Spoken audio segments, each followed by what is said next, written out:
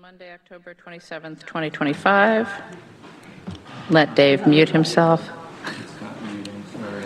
Okay.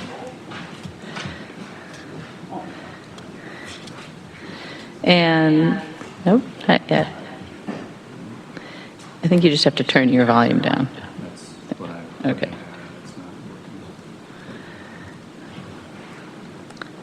Just stand informal. Oh, sorry. That's okay? Yep.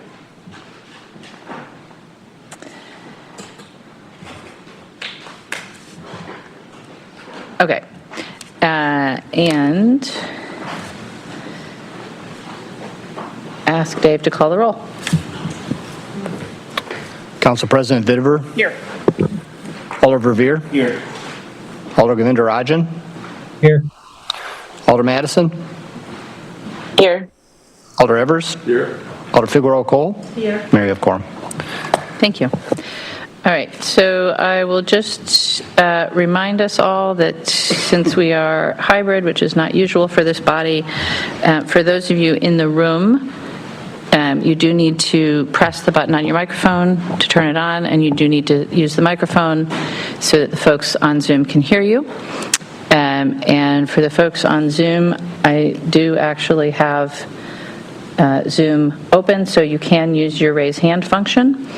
And I should see you. For the folks in the room, you may have to wave at me to indicate that you desire to speak. All right. So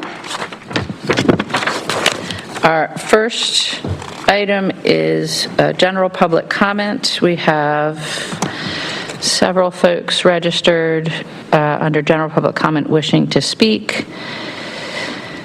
First registrant wishing to speak is Amelia Royko-Maurer of Arena, Wisconsin, representing the community response team, to be followed by Nathan Royko-Maurer, to be followed by Erica Bach. Do we have Amelia?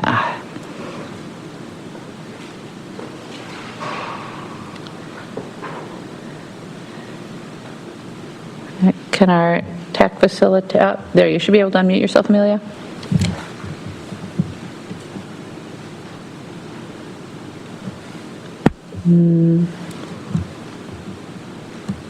Hello? There you are. There you are. Okay, great. Okay, thank you, everyone. I appreciate the opportunity to speak. So I'm calling in to ask that you please support the budget amendment to increase the Office of the Independent Monitor data analyst position to full-time. I appreciate the amendment. That's a 0.8, and I support that as well, but I'm asking that you actually just restore the position to full-time, because the OIM was charged with proving its value to the city 1 year ago, and the data analyst and the administrator did just that. The independent monitor's performance should not reflect poorly on their performance or roles. More specifically, the data analyst, Greg Gulembic, wrote the bulk of the 3 reports that came out. The majority of the annual report, the early intervention system report, and the body-worn camera trial audit report. Any delays involved there were not on Greg's part. Greg performed a series of data analyses. We've sent all of those to you. There are multiple analysis of MPD investigations of use of force complaints showing an unusually low sustain rate when compared to other cities nationally. The analyses of the body-worn camera trial data, of racial disparities and MPD traffic stop data, with important findings in there. Analyses of juvenile arrest and restorative justice data, of MPD and CARES response data, and assisting alders in areas where that fall within the mission of the office. They did extensive community outreach, generated a lengthy series of formal recommendations, have been opening and maintaining really good channels of communication with the police department. There are few people who know more about police reform in this city than that data analyst, Dr. Greg Gulembic. Anybody who knows him or who's worked with him knows that when you ask for 40 hours, he'll give you 80. And his work is impeccable. It is objectively produced. He is a scientist first and foremost. And if allowed to work full-time and give his all, the city will benefit significantly. You have as about will 30 Madison seconds Police left. Department. The charge of the city of Madison is to work on behalf of the safety and health of Madison residents. That is the exact same charge of the Office of the Independent Monitor. They just have two different paths. So please allow them to work fully, finally, as an office that is fully staffed and fully funded. Thank you so much. Thank you. Our next registrant is Nathan Reichomauer of Arena, Wisconsin, to be followed by Erica Bach. Do we have Nathan? I'm here. Yep, go ahead. Good evening, members of the Finance Committee. I'm here today to ask for your support in restoring the Office of the Independent Monitor's data analyst position to at least 0.8 FTE, with the understanding that, based on last year's council discussions, this role truly warrants full-time status and compensation. Dr. Gulembic, the first person to hold this position, has gone far beyond what anyone could reasonably expect. He's written the majority of 3 major reports, conducted extensive data analysis on use of force complaints, racial disparities in traffic stops, juvenile arrests, and more. His work has uncovered critical insights, like preliminary evidence of racially biased policing in Madison, and helped inform policy recommendations that could lead to meaningful change. He's also led community outreach efforts, presented findings to the public, engaged with the media, and helped recruit members for the Police Civilian Oversight Board. All of this while stepping in to cover many responsibilities of the independent monitor role itself, just to keep the office afloat. The OIM has only 3 staff members. It operates on a fraction of the city's budget, yet its mission, ensuring accountability, transparency, and trust in policing, is essential. Without a fully supported data analyst, the office cannot function effectively. Dr. Gulembic's work has laid the foundation for future oversight, and he will be instrumental in onboarding the interim and permanent IMs. He's not just doing the job, he's building it from the ground up. That deserves fair compensation, and the city benefits when this work is done well. Thank you for your time and consideration. Thank you. Our next registrant is Erica Bach of Middleton, Wisconsin. Do we have Erica?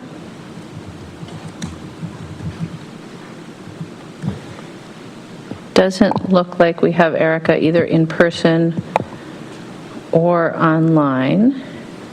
So are there questions for either of the registrants for general public comment? Seeing none, we'll move on to disclosures and recusals. Are there any disclosures or recusals on today's agenda? Seeing none, then don't have a consent agenda listed, but we have very few items today. We do have to take up the operating budget, item 4, and item 5 is a closed session item. So we'll just take, I imagine you all want the presentation on the popular annual financial report. So then we'll move, it's very exciting, we'll move to item 2, which is Legistar 90288, authorizing the terms of a land use restriction agreement regarding the redevelopment of the Saxony Apartments located at 305 North Francis Street by Core Madison Francis LLC. On item 2, I'll just note we do have registrants available to answer questions. Are there any questions? Seeing none, then a motion on item 2, please. To adopt? Second. Moved and seconded to adopt item 2. Are there any questions for staff? Seeing none, is there any discussion? Seeing none, is there any objection to recording unanimous vote in favor of item 2? Seeing no objection, we'll record a unanimous vote in favor of item 2. And move on to item 3, which is Legistar 90585, the 2024 Popular Annual Financial Report presentation. Dave? Thank you, Mayor. Thank you, Finance Committee.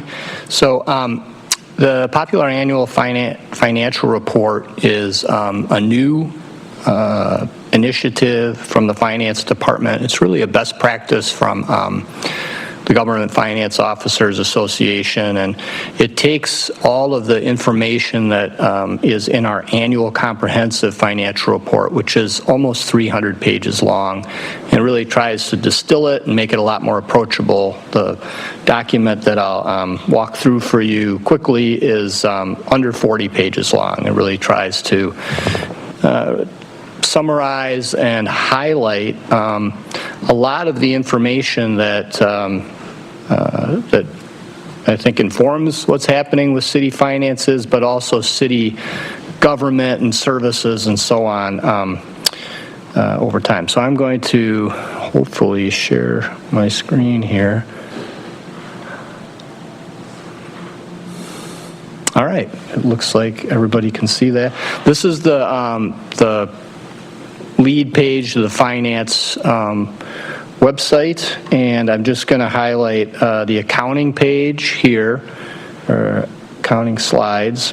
So this is if you want to get into our financial statements, you would go here. And then you'll see here noted the popular annual financial report, also an explanation of what city accounting does and some of the key organizational areas. And then within the financial statements, you'll actually find the annual comprehensive financial report, as well as the financial reports for the enterprise agencies such as Metro Transit. So moving on to the popular annual financial report right here, which is a PDF. Hopefully it's loading. All right. So I'll go to the table of contents first. It kind of walks through background on the city. There's an introduction from the mayor, and defines some of the terms. There's the organizational chart for the city, and then further background. I will first go to the terms. This is really helpful for folks who may not understand some of the accounting terms that we have to use in the financial statements, so that you can get a good sense of what is meant when we talk about some of the issues here.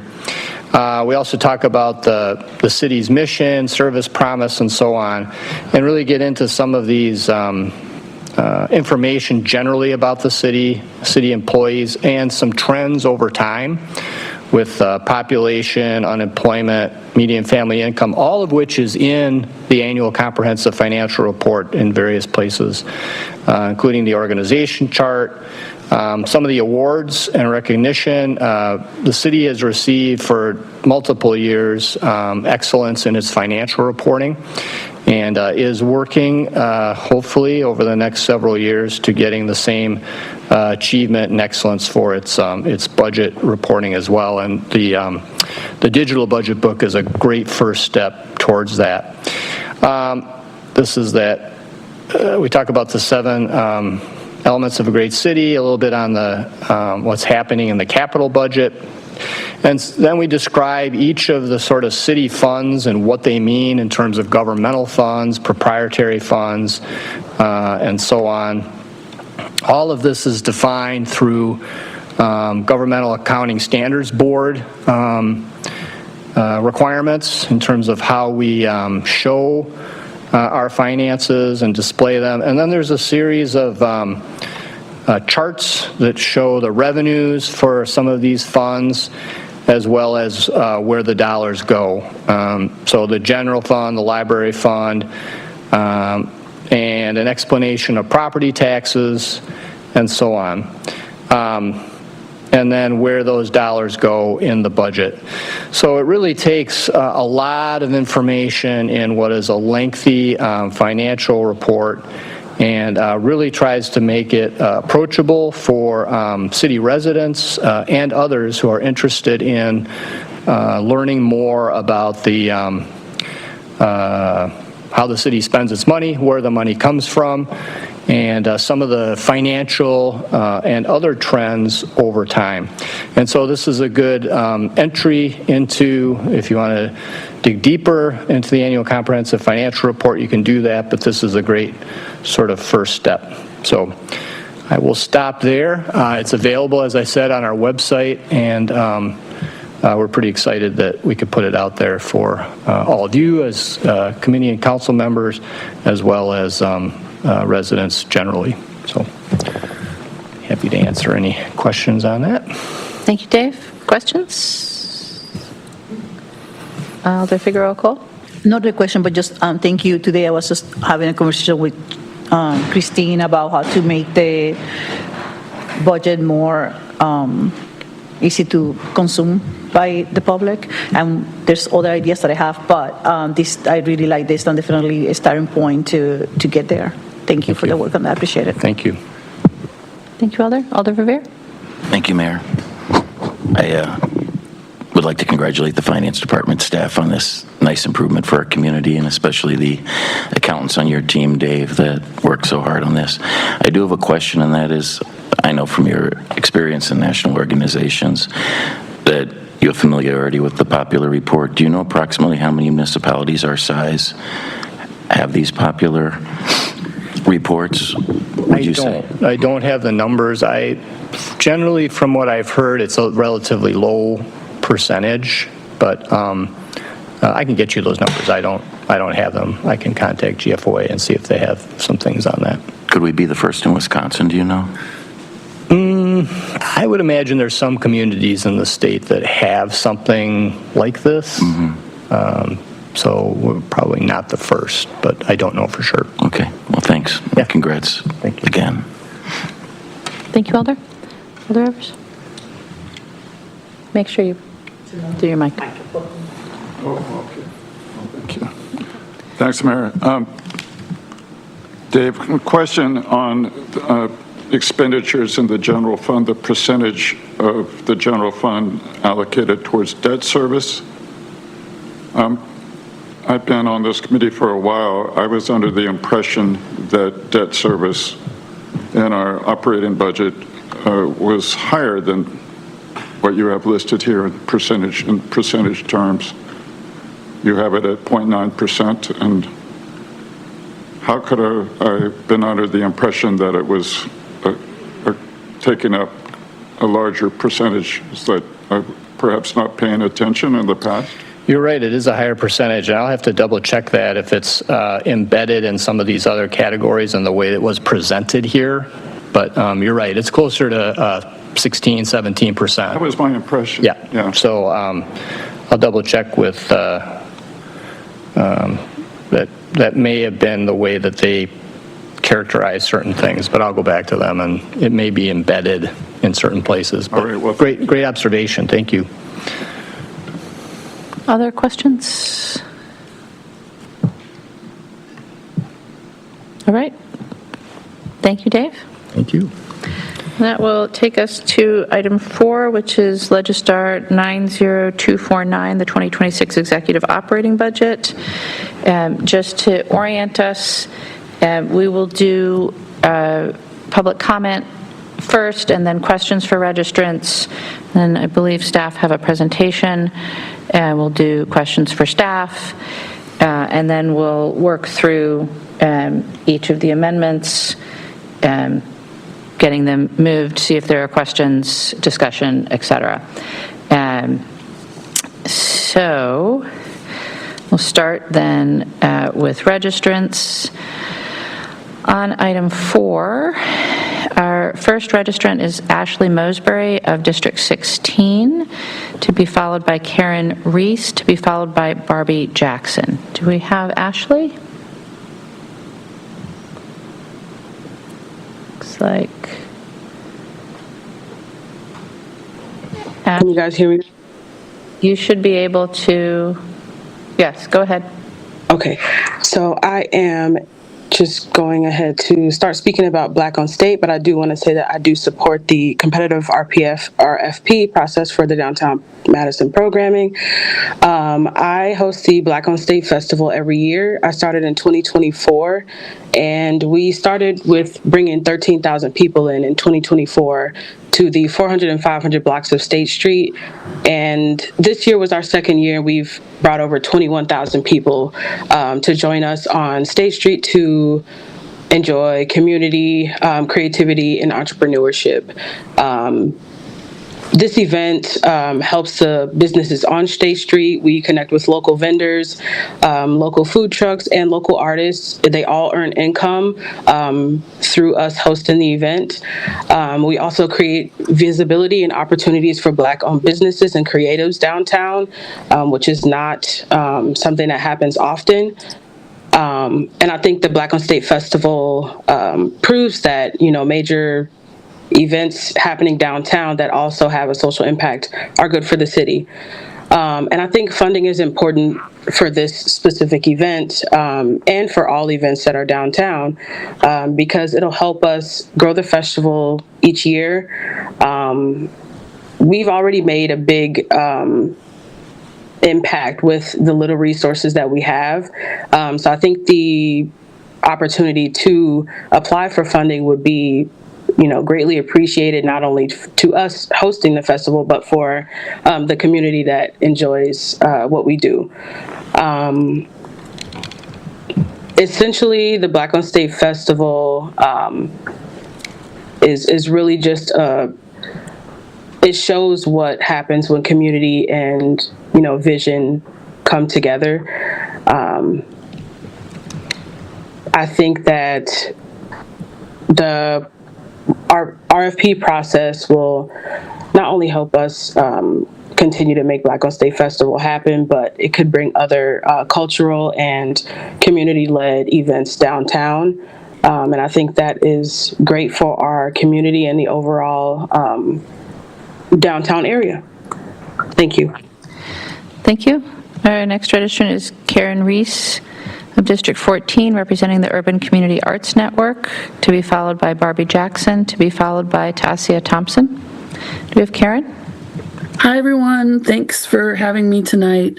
I'm here to speak in strong support of Alder Madison's amendment number 3 for a competitive RFP process for downtown programming. This is really about fairness, transparency, and opportunity.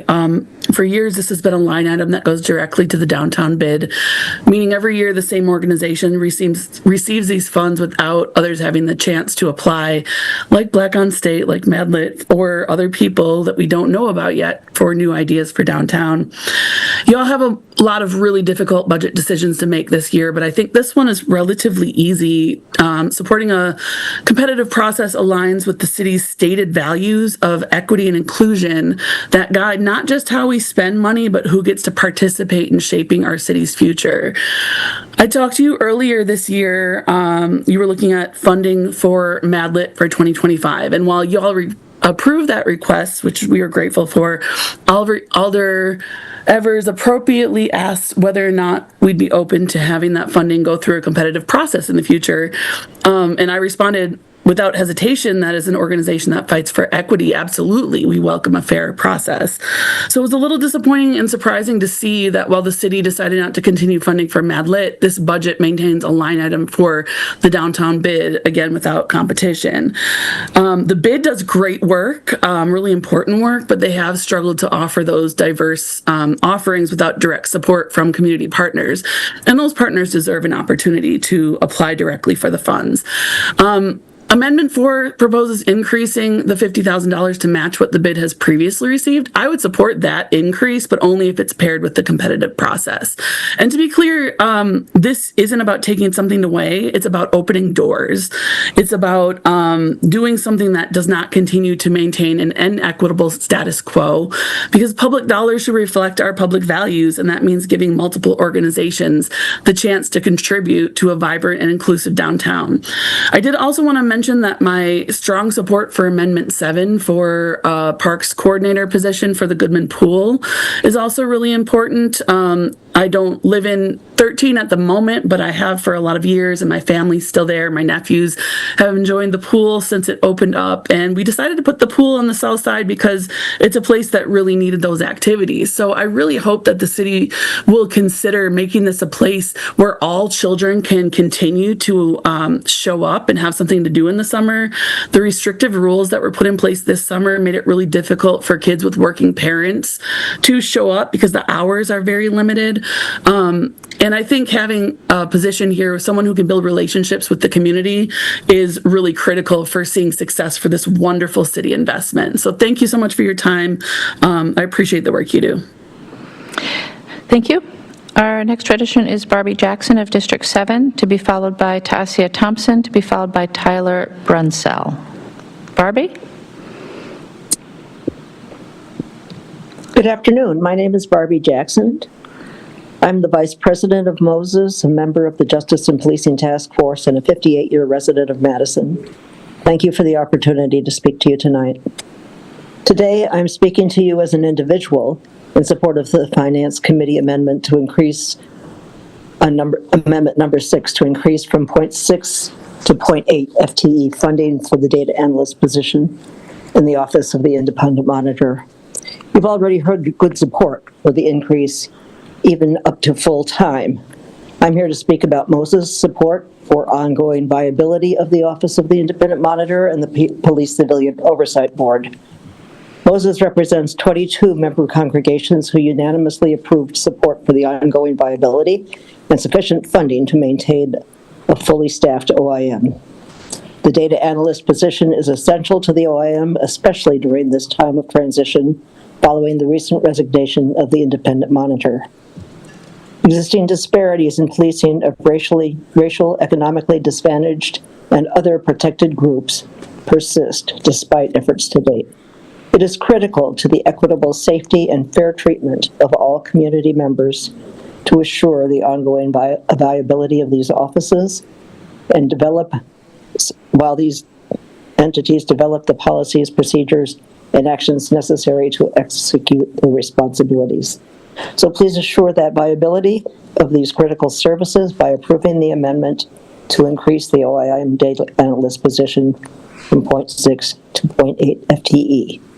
Or if it's in your interest to listen to the other speakers and increase it to 100%, I would be happy to hear that. Thank you. Thank you. Our next registrant is Tasia Thompson of District 13, to be followed by Tyler Brunsell, to be followed by Matt Trammell. Do we have Tasia?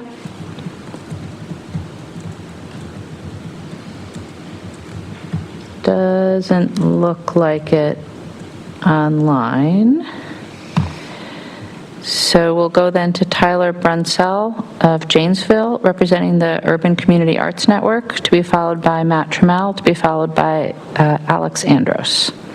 Oh, I'm sorry, Alex just is available to answer questions. Do we have Tyler?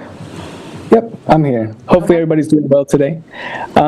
With no goal other than to advocate for and continue efforts to activate equity in our downtown spaces, I support and encourage Alder Madison's proposal for a competitive process for the $50,000 that has historically been allocated toward Madison's downtown business improvement district. I'd like you to imagine a downtown where when music is played, everyone, especially people of color, are able to walk and feel part of their surroundings rather than an extraction from it. Whether sound is drawn by a bow, the kick of a drum, 808s, or an electric bass line, there's a rhythm each individual seeks, and if only one entity holds access to the amount of funding presented, only the dominant sounds are heard. This proposal sheds light on a downtown where more creatives and organizers of color are encouraged to host inclusive space despite challenges currently faced when finding a home for their events. Acknowledging the City of Madison's previous commitments toward advancing equity and desire to increase tourism, having a competitive process would allow new thought leaders to emerge, ultimately diversifying the program opportunities presented to Madison's residents and newcomers. Thank you for considering, and I hope you all have a good rest of the meeting. Thank you. All right, then our last registrant is in person, Matt Trammell. And Matt, if you want to just press the button so the light turns green, then the people on Zoom can hear you.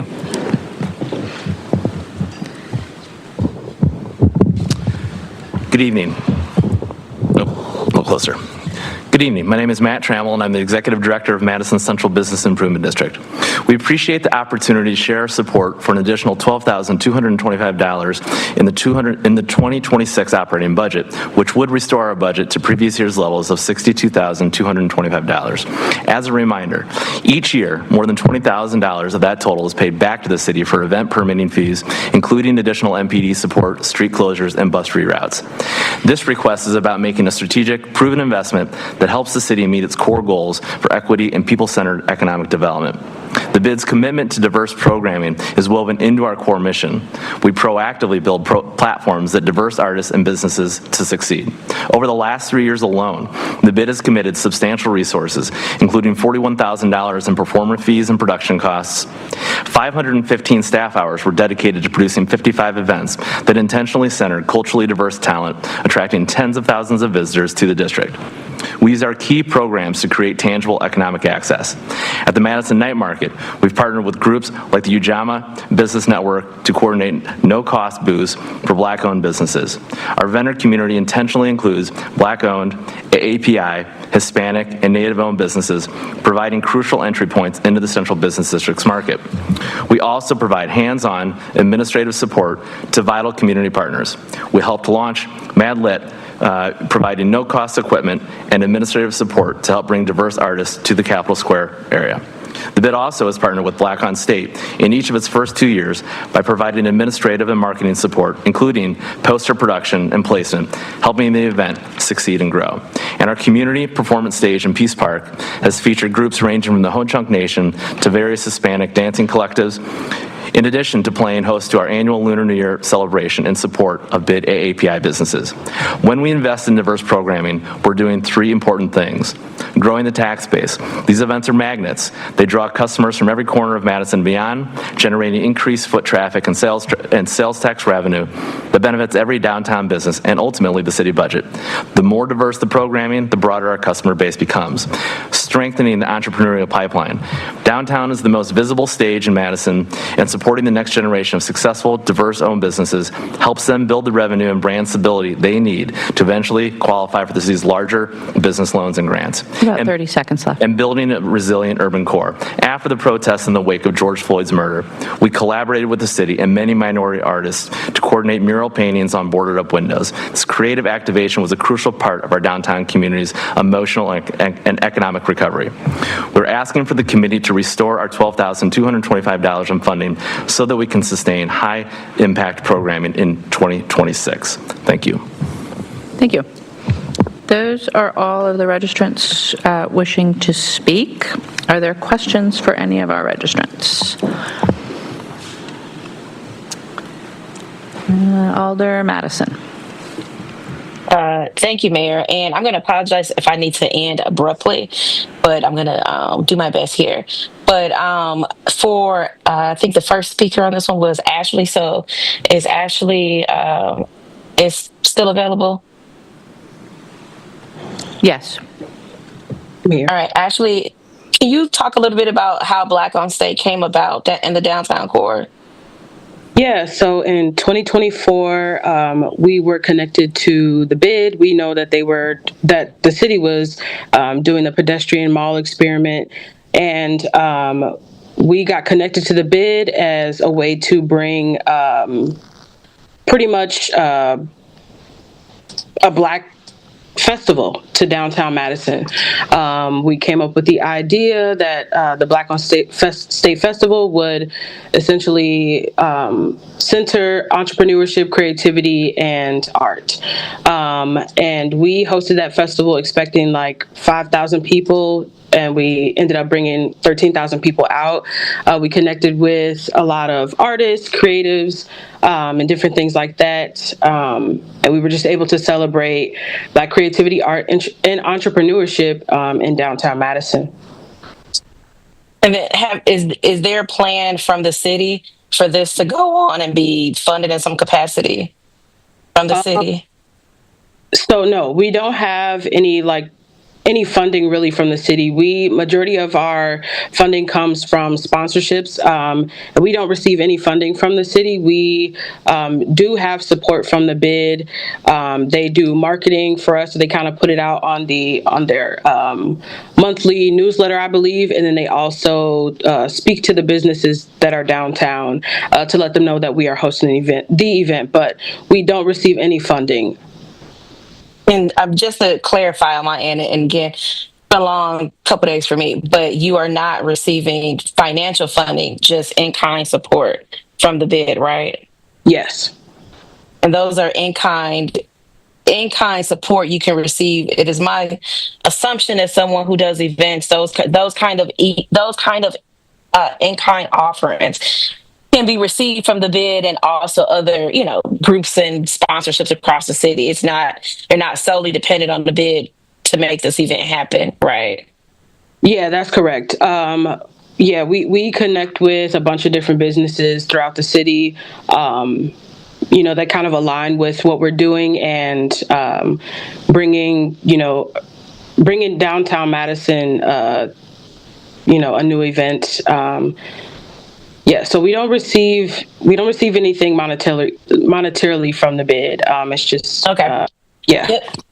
And then I guess my next question is, if this does open up to a competitive process and you all applied and were funded in some dollar amount, what would that mean to you to be funded by the city for this kind of programming in the downtown area? Yeah, I mean, honestly, it would be awesome to be funded by the city. I think it would show not only us, but the community that the city is in alignment with what we're doing.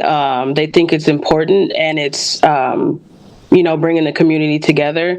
And I think it would ultimately, help other folks in the city, other businesses, see also that our work is important, and then may, encourage them to support us or support us more. And then my very last question, and I appreciate your patience with all my questions, but my last question is, if you were funded by the city and the bid was still open to partner with you in some capacity, you would partner with them, right? Absolutely. I think the bid has been very helpful. And kind of supporting us and, kind of getting the word out there. And they already have great relationships with the businesses downtown. So I think it would be extremely helpful to continue to partner with them and learn from them. And, just kind of like connect on that level to continue to make downtown Madison, kind of like a place that everyone can get together. And I did just want to say, just to be transparent, Ashley and I have had, I know there was a conversation about admin support, but we've definitely talked through, just as an entrepreneur, how to manage those kinds of relationships with potential partners and sponsors. So I just want to say, not for you, Ashley, but I do know that you spend time talking to folks across the city to mentor you about how to navigate the various partnership relationships. Yes. So yeah. Okay. Thank you. I don't know if anybody else has any questions for you, but I do have questions, Mayor, for another speaker. Does anyone else have questions for Ashley? Not seeing any. Alder, go ahead. Thank you, Mayor. Is Karen Reese still available? Yes, still here. All righty.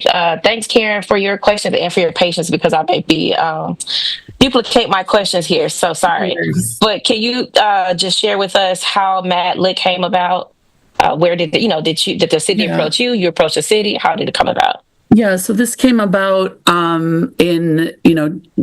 during George Floyd protests, shortly after the art that Matt described that was on State Street. And it came from community member Rob Franklin, aka Rob Dees, who was really looking, he had been involved in some of the art and was really looking a way to continue revitalizing. I believe there were some conversations with city stakeholders, but the concept really came from Rob. And in a few short months, he was able to generate the funds to pull off a multi-night event series that was was really designed to highlight artists of color, particularly Black artists and business owners and visual artists, to join our downtown space in a way to show that it's welcoming for people who don't always feel welcome in our downtown space. And as Matt mentioned, the bid was very helpful in that process, helping us to get through some of the complicated permitting paperwork and providing tables and chairs for a number of years. Alder, you muted yourself. Sorry, y'all. I'm also babysitting at the same time. All right, keep going here. I'm done. Oh, okay. I did also want to ask you. I just want to clarify. You're saying that the city, this was reactive, sort of, to the George Floyd events. This was not the city coming to you to create this programming. Did I hear that correctly? Correct. That's correct. Okay. And then what makes, I guess I would love to know, in your opinion, what makes Mad Lit different from events that we already see in the downtown area over the last 20 plus years? So a big difference is that this concept was developed by a Black man who's been a Madison resident for a very long time, also a musician in Madison for a very long time. So although it was reactive to the events happening in 2020 and 2021, it's something that those of us involved in the music and entertainment scene have been kind of working towards for a number of years. Previously, it was very small events, just in the Philosopher's Grove area. And this was the first time we've been able to get approval from the city, from police and other stakeholders to host a full-scale live event in the heart of our downtown. So that was a big difference. Also, just the founding of it and the way it came through. This was also a place where a community organization was able to see through from strategic vision through execution of a project. So the way most of downtown programming is run comes through the bid, who already has the strategic vision kind of set out for what should be happening, and then invites people in that fit that model. And again, that was a great model, and it's created opportunities for a lot of people. But being a strategic partner could help us go so much farther. Thank you. And then maybe, I'm not sure if I heard this answer yet, but have you been approached by the bid to do kind of diverse programming down there? We have, and starting in 2013, when Susan Schmitz was part of things in the lunchtime event started, we were approached I think we approached the bid actually at that time to have some programming that focused on Black music on State Street, and we participated in the Lunchtime Live for a number of years. We did receive compensation for that, and we also have been asked over the past few years about doing certain programming, particularly in, I think it was the year Black on State started, with the State Street experiment, asking to do Tuesday programming through much of the summer. And unfortunately, with the amount of funding that was available, we weren't able to offer the level of programming that was desired at the time. So we had to pass on that opportunity.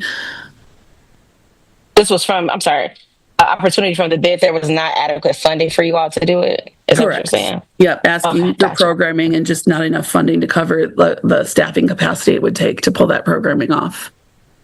Gotcha. And then I think the last question is sort of similar to the one I asked Ashley, but if you all apply for funding, got the funding, what would it mean to have the city fund you in this capacity, in this way, versus, being reactive to you all coming to the city in more an intentional way in this capacity? Yeah, a number of ways. So not only does it help us be able to plan and build a stronger event, but it shows to other fundraising partners that this is something that the city believes in. Outside of fundraising, this shows to other Madison residents that developing a downtown that's welcoming for Black Madisonians and other Madisonians that aren't kind of in your status quo is important. It's something we want to invest in to create a difference for the long term. I think the other thing that it really does is it creates an opportunity for more collaboration to happen. So, if there's a sufficient amount of funding to apply for, I can envision some of us coming together to partner so that we can make the best use of the space, make the best use of the, very precious summertime dates that we have available to us. So I would hope, to have a conversation with Ashley, hope to have a conversation with other business owners that are producing events to see how we might be able to come together to produce something that will serve a much broader portion of our community and broader demographics. Thank you. And I'm having, I do have one more question. I do just want to ask, since it's clear that the city is not funding Lit this year to do downtown programming, and the bid has asked you all previously, to partner to do some sort of programming, have there been conversations from the bid to Lit about what might happen in the, this year or the coming years, since, the funding that you were getting from the city has now ended? No, we have not had any conversations about what that might look like. I would assume, hopefully we'd be able to receive similar in-kind support, like what Ashley mentioned, or tables and chairs, or like Matt's been helpful with population data with their Placer AI, that we really appreciate it. But we haven't had any conversations about what replacing that funding might look like, so that we can continue offering it to do, like Matt said, increase diversity in the downtown business customer base. But just to be sure that no one's reached out to you from the bid to have that conversation yet. No. Okay. All right. I'm not sure if anybody else has questions for Karen, but I have a question for another speaker but I'll pause while anybody has questions for Karen. Thank you, Alder. Alder Pritchett, are your questions for Karen?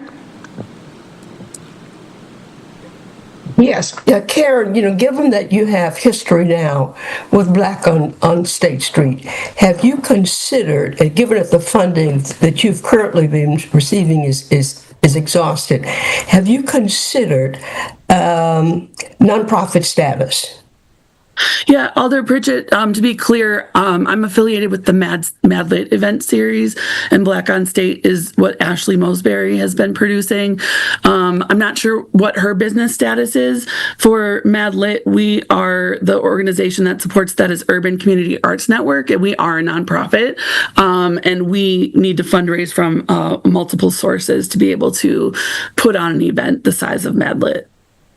But if you did decide, knowing that the funding has dried up from the city, would it be prudent to begin to explore nonprofit status? That way, you have some history now. You know that it can be successful. Why not look at nonprofit status? There, you can begin to get more sponsorships. You will take ownership of it instead of having Alder, to rely on the city for support. Excuse me, Alder, just to be clear, the organizer of Madlit, which is the Urban Community Arts Network, does have nonprofit status. But I'm talking specifically now about Black on State Street. So if you'd like to ask a question about Black on State, then we can bring Ashley back, who represents that event. Is Ashley still with us? The point I'm trying to make is this. Funding for Black on State Street came from the city. Is that correct or not correct? Alder, hold on just a minute while we get Ashley, who represents Black on State, back with us. I'm here. No, the funding, there was no funding from the city at all for Black on State. The city reached out to us. We connected with the bid to put this program together, and we pretty much did fundraising for all of the funds that we received to make Black on State happen the first year, and we did the same thing for this year. Okay, so once again, I'm speaking specifically now about Black on State Street being an independent, nonprofit organization. And I'm asking then, given that you had received funding, you can now begin to get other partners, other sponsors that will collaborate with you for Black on State Street. That way, you can call the shots. If you have nonprofit status, there are many, many things that you can do, provided you show that you now have some history. You've indicated that there's a vision. So having said that, I think you're ready to do that. Alder, again, excuse me, do you have a question for Thank you very much. Thank you. Thank you, Alder. Ashley, I don't know if there's a question in there, but if you'd want to respond. Yeah, I mean, we are not a nonprofit company, and that is very intentional. Black on State is rooted in creativity and entrepreneurship, and arts is usually underpaid, and I think it's one of the biggest pillars that unites community. And I think there are many nonprofits already in Madison that are doing great work around things similar to what we're doing. But I think the LLC structure allows us to pay artists, the right way, creators, vendors, and different things like that. And it gives us a way to kind of make it sustainable that is not just dependent on grants and donations. We also host different events throughout the year. So conferences, we host small pop-up sessions, and things as simple as getting the community together to talk about mental health and different things like that. So it's very intentional that we're a for-profit company. I like to say that we are a social good for-profit company. So I'll leave that there. Thank you. Thank you. Alder Pritchett, did you have additional questions? No, I'm just going to go back and say. Alder, it's really just time for questions. Thank you very much. Thank you very much, Madam Mayor. Thank you, Alder. Thank you. Alder Harrington McKinney, did you have questions? Not for this speaker. I want to have a question for Matt. All right, so we'll go back to Alder Madison then, and then Alder Harrington McKinney, I'll come back to you. Well, thank you, Mayor. Okay, my questions are for Matt, if he's still available. I think he was in person. He is. Yes, I'm right here. Go ahead, Alder. Okay, and I'm going to appreciate your patience as well. It's been a long couple of days for me. So I guess my first question is, should this end up a RFP process? Are you still open to partnering with these organizations or other organizations that may come along and get funded, regardless of if the bid ends up funded or not? Are you all still open to partnership, like authentic partnership? Well, I think part of the answer is that we are a quasi-government agency, and so we have different requirements and budget and operating and transparency requirements that are a little bit different than some of the other organizations that we're talking about. The simple answer is yes, we're opening to partnering with every organization, and just want to say that appreciate both Karen and Ashley's comments about their partnership with the bid, some of which goes before my time, including with Rob and the origination of Mad Lit. But as an example, there are actually some real costs that we have been able to provide in addition to in-kind support, particularly with Black on State, as we printed the posters and spent staff time, which of course is an allocation that we need to track and pay close attention to as we budget, because we don't have unlimited funds. And so she was a tremendous partner. We love bringing these events downtown. They add incredible vibrancy, and we'll continue to do that. With respect to Mad Lit, also wanted to thank Karen for pointing out that last year in May of 2024, when we were trying to provide some additional support for the series with respect to the pedestrian mall, I did offer $5,000 in cash from the bid account to support the series, and was trying to help raise $5,000 more for an additional $10,000 for Rob and the organization. And as Karen mentioned, unfortunately at the time, it just wasn't going to be enough to perhaps produce the event series that they wanted to. So certainly we're going to continue to look for ways to do that. Sure. And I just have a couple more questions, so I appreciate your patience. So I guess I would like to know, do you believe that, in order for these organizations to operate and offer the program down there, they have to they need to partner with the bid in a way where the city is funding the bid so you can therefore provide some in-kind support. I just want to make sure I understand your take on I get that the bid is a quasi-governmental structure, but you also all do some level of fundraising. So I'm just curious on how do you believe they should partner with you? Any way they can. Every way they can. Okay. Absolutely. Okay. And then I guess my next question is, do you believe that, because I believe the what is it, Matt Lit got $20,000 or $30,000 in their budget last year, which absolutely, far exceeds $5,000, for example. But it's my assumption that you believe that they can, manage their own budgets. So they should. I guess on my end, I'm more so looking at how do you believe they should operate downtown, like with their own budgets? Should they be able to have their own budgets funded by the city, or should their budgets funded by the city come through the bid? I guess I want to just get your take on that, or your opinion. I'm not sure I have a take on that. Okay, so I'm not hearing that you're saying that they should not be funded by the city. I'm not. I don't think I'm hearing that from you. Well, I'm going to speak on behalf of my organization and the. Yep. Yeah, and so. Perfect. Yep. So speaking of your organization, then, can you talk to me a little bit about your own fundraising? Because I know there is an amendment to bring you all back to the $60,000 from the 50 that was in the 2026 budget for you all. Mm-hmm. And so, can you just talk to me about, I know that your budget is not just comprised of what the city correct. Provides and funding. So can you talk to me more about your own fundraising efforts? So for example, was there a reason why you all could not hit that number last year that you mentioned earlier? Yeah, I think we're in a really difficult fundraising environment. I think there's a lot of organizations across the city that are doing amazing work, and we compete with all of those for funding. And so last year we were able to generate, just as an example, we raised about $350,000 through the annual assessment.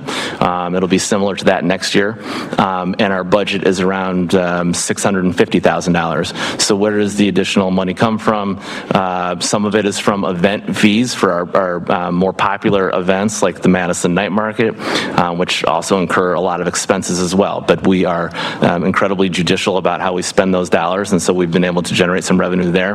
And we also have support, obviously, with the Summer in Your City contract with the city last year to the tune of $62,225. And then with respect to our own fundraising, generally, the past 2 years, we've been able to raise somewhere between $45,000 and $55,000, and it's looking like this year is going to come in somewhere around that amount as well, maybe $60,000. That's an ongoing, consistent effort that's, as I mentioned, difficult in this current environment when there's so many other organizations and worthy causes looking for funding support as well. And then we also raised about $40,000 in our annual map that we put out, roughly 65,000 copies to support visitor traffic and get people in and around downtown. Oh, that is awesome. So I heard several different amounts. 350,000, I heard 650K, 62K, 55K, but could potentially be 60. And another 40K. I am too tired to do the math to total that out. But if you, I'm sorry, the total on that. Yeah, no. To be clear, the total operating budget is around $650,000 total. Thank you. So $350,000 of that is from the operating. I'm sorry, from the annual assessment. And then I guess. Sure. Okay, so it seems like in general, though, the bid does have a healthy operating budget. It seems like there is some success when you attempt some fundraising, and so it's. Just as someone who also fundraises, the loss of $50,000 does seem like a large amount, but it does also seem to be that you also are successful in your fundraising efforts. And if this was a competitive RFP and you applied for funding and you were funded, it wouldn't be a total loss of $50,000. But knowing the budgets for Black on State and the budgets for Mad Lit and the budgets for most businesses or nonprofits started by folks of color, this absolutely, beyond triples, quadruples probably 5 or 6 times those budgets. With respect, I would. No, I don't, Matt, I don't have another question. I don't have another question for you, and I don't mean to be, but I'm also trying to keep my eye on a 9-year-old who I don't want him to leave this room. So I think those are my questions. Question, Alder? Sorry. No. Okay. No, Mayor. Thank you, Alder. Alder Harrington McKinney, you had a question for Matt?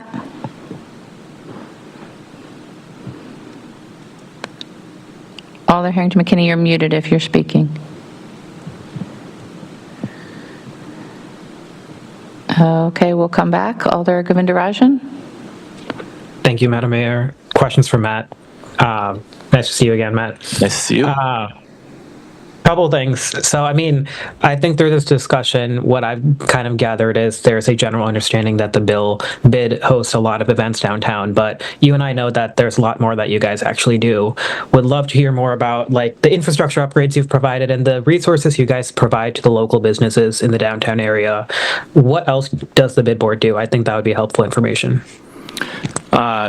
So the bid obviously focuses on a clean and safe environment, working closely with mall maintenance and other city agencies to make sure that we're providing a vibrant, welcoming downtown for everybody.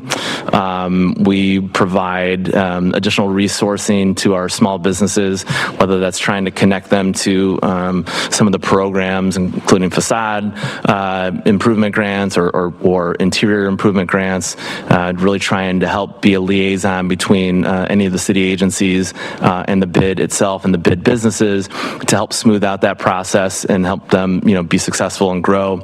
We obviously provide a lot of marketing support for the downtown businesses, and all of the events that we produce are really produced with the end goal to bring people downtown, help them, get into the businesses, of course. There's a range of things that we do. We also spend a lot of time communicating to the public about everything that's going on, making sure that they're aware of not only events, but if there's a protest coming, things like that. Anything that a business that's doing business in the bid would need to know. And then, recently partnered with several of the city agencies and the county agencies on the Isthmus Safety Initiative, bringing new lighting not only to the top of state. You see that out there now at the Wisconsin History Center construction site, in the 400 block of Gilman, the new Dragonfly lights.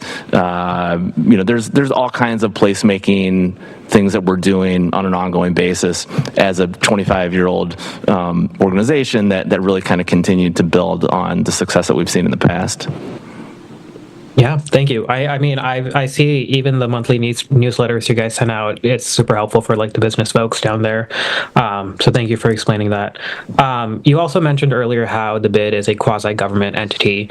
Can you share a little bit more about how, even after you guys get the money from the city budget here, how the bid board is involved in allocating some of that money, or how you guys get underrepresented voices onto the bid board? You have 2 people from the university, for example. One of them is a student.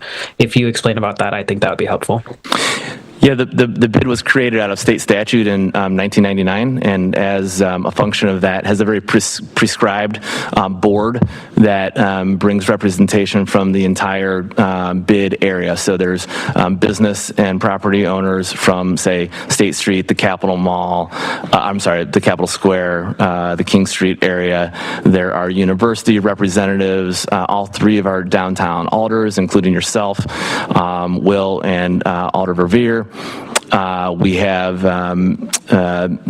Captain Kip Hartman on the board as part of our community liaison. So there's a lot of different parties that are come to the table at every monthly bid board meeting. That's how we make our decisions, much like a city agency. So we have all kinds of public reporting requirements and transparency requirements. Today we had our 2025 annual meeting, and so the idea is that we're bringing as many voices as possible to the table of the constituents who are our constituents, which are the businesses and the real estate owners that are in the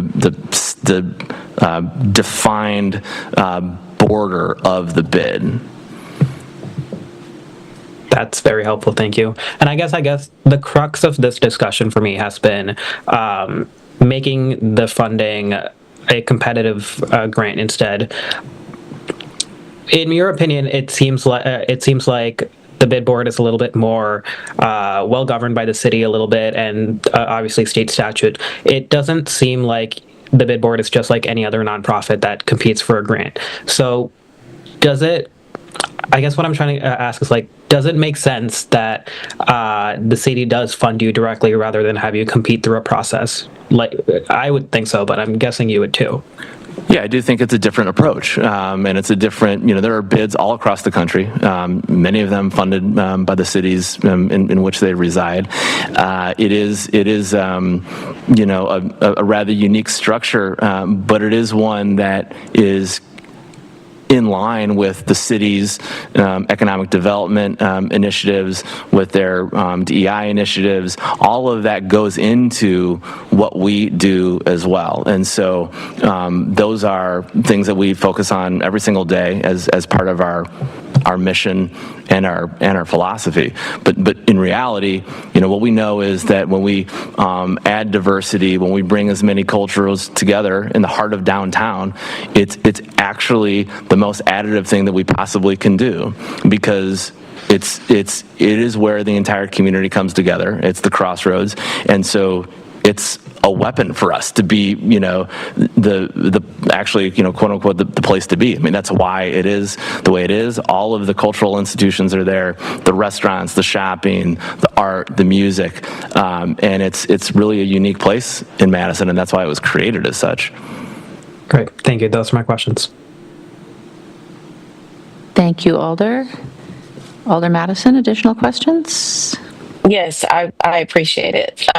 Yes, Mayor, additional questions for Matt. I do want to just go back to a couple of things now that I have my eyes on someone. Around, you mentioned equity, and then this being a weapon for you all. Can you just tell me your understanding of how the bid was created? Like, why? Where I know where the idea came from, but can you tell me what you believe, how the bid was started and what its purpose was? Yeah, I might retract the word weapon. I don't like that word, so I will take that back. An asset is a better word, choice of words there. The bid, to my understanding, 25 years ago, was created by the property owners downtown as an economic development tool. Once Wisconsin, as a state, instituted the bid law, that the property owners downtown understood that if they assess themselves voluntarily and contribute that money to the economic well-being and vibrancy of the downtown small business community, that will be really good for the entire business community downtown. Yeah. Oh, okay. And then can you tell me a little bit about the bid's equity work, strategic equity work? Like, what are your strategic goals around increasing equity, diversity, and inclusion in the downtown core, or what are you responsible for? Yeah, I mean, it goes with every conversation that we're able to have with organizations that I mentioned. I mean, it's a core of what we do. So we are consistently looking for opportunities to do that, and we'll continue to do so. And in fact, every year through our Summer in Your City contract, again, as a government agency, we report on all of those, on all of the programming that we do. So, again, it's not something that we need to be asked to do. Although anytime we're asked to do more, we would love to talk about that, and we'll continue to do so. But we do that because we know it's the smartest thing to do for the entire community. Oh, I'm sorry. I'm more so. Let me just maybe rephrase this question around equity. I'm more so looking for your metrics around equity. Like, how are you measuring your success around equity, diversity, and inclusion? I know you've mentioned some conversations, but I'm just looking for how you're measuring those conversations and what's been, what are your strategic goals specifically? Yeah, I mean, I think how are you planning to increase equity, inclusion, and diversity? As much more programming, more events. And so that is really the key way that we track it, is through the number of events, the number of partnerships that we have, and we'll continue to do that. but are you able to point me to a web page or a website or a document to just sort of read those measurements? I can certainly provide that to you after this. Yeah, we do track all that, yes. So if we subtracted Black-owned states numbers and Mad Lit numbers, then where would we be with the equity, diversity, and inclusion with your goals? I'm not sure I understand the question. So because I guess I'm trying to understand Well, those aren't our events. Yeah. Yeah, so I guess I'm just trying to understand your goals around equity, diversity, and inclusion. You're saying more events, and you're saying discussions, but I have no way to measure those. So, for example, as someone who's attended Mad Lit over the years, I know I can go to their website and track their measurements. You know, how many people attended, how many folks of color in general, what their partnerships look like, and they usually set some measurements. I believe, because I've had multiple conversations over the years with Ashley, I do know Black-owned state sets those sort of goals and measure those goals. I'm just looking for those same kinds of measurements for the bid. Sure. Well, like I mentioned in my statement, over the last 3 years alone, the bid has committed substantial resources, including roughly $41,000 in performer fees and production costs. 515 staff hours were dedicated to producing 55 events that intentionally centered culturally diverse talent, attracting tens of thousands of visitors to the district. That's just over the past 3 years. Just to make sure, yep. So in the last 3 years, are these the numbers that you just shared with me? Do these numbers include Black-owned state and Mad Lit and other organizations, or who makes up those numbers? Well, I'm sorry. Yeah. So I believe Black-owned state is part of those numbers, but those are. They've only done that twice. So, it's not out of 55 events, there are 2 events. And Mad Lit is not in here because they're their own event series. And so, yeah, again, we've provided marketing support and administrative support. But what I'm talking about is actual performance fees, things like that. Gotcha. I hear what you're saying. I'm still not finding the absolute numbers in the measuring. I do just have one. This is my last question, because I know you wanted to change the language, and so you used weapon for us before. What did you change the word weapon to? Oh, asset. I'm sorry. Asset. Yes. Asset. Yes. So an asset for us. You're saying that the asset. What is the asset for us? Is it the bid? Is it the downtown? What is the asset? Cultural diversity. So our cultural diversity is an asset, from weapon for us to asset for us.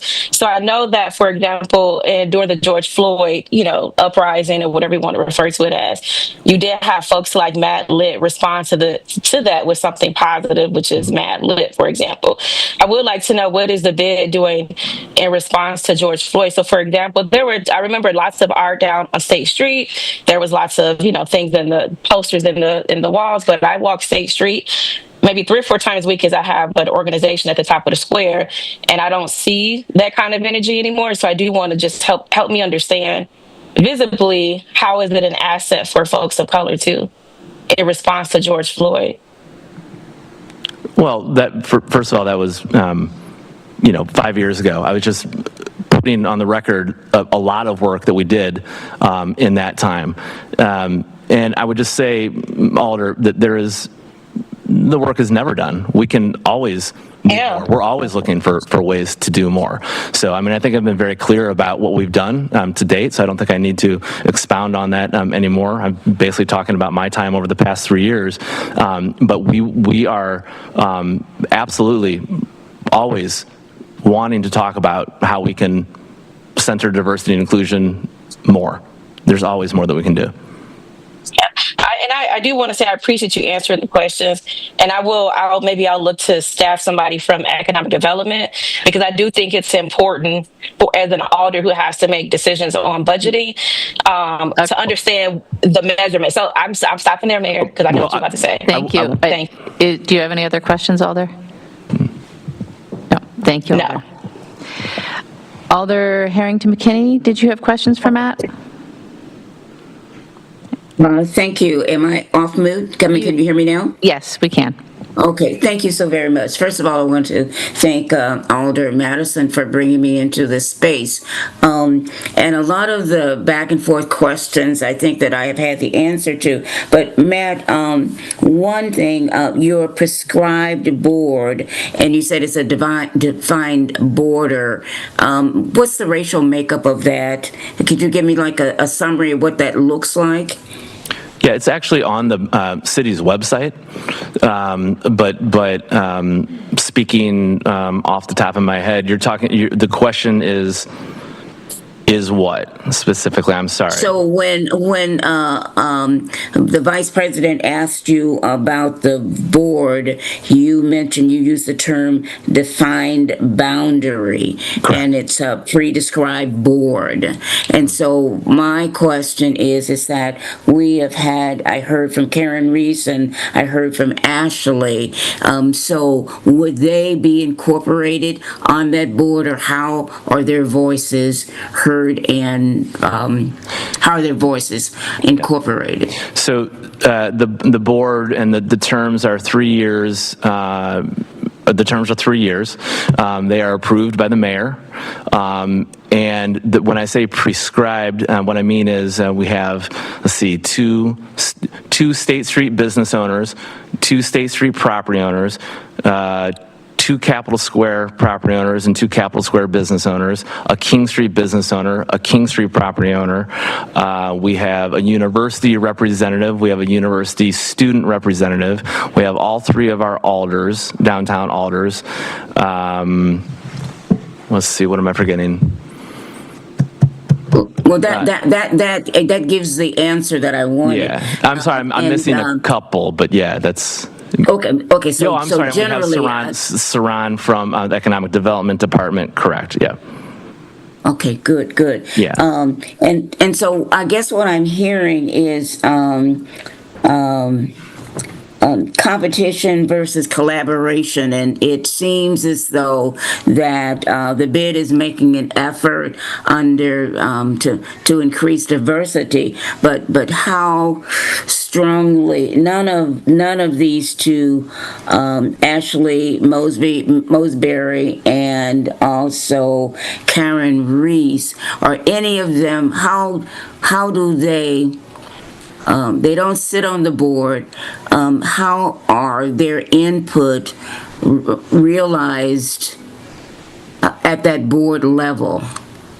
I don't think I'm getting into my question. I just want to make sure how equity is sitting within that space. Yeah, one way that they could participate, we started an events and marketing committee. They can certainly, we would love to have them join that. Anybody can be on those committees, and we meet quarterly. And those types of recommendations and the planning that goes on at those meetings comes up to the board and the executive committee, and that's how we do our planning. And then, of course, every year our operating plan is approved by the city. So, again, we're kind of on a regular pace of course, meeting and planning. And so those would be 2 ways that they could get involved. Okay, and getting in that involved, who makes that decision of having them at the table doing those collaborative sessions? Is it the mayor, or is it self? Who makes that decision? With respect to the committees? Yes. No decision necessary. We welcome every single person who wants to be involved. Okay, thank you. You're welcome. Thank you, Madam Mayor. Thank you. We'll defer the discussion of subcommittees to a later date. Are there any further questions? Alder Matthews?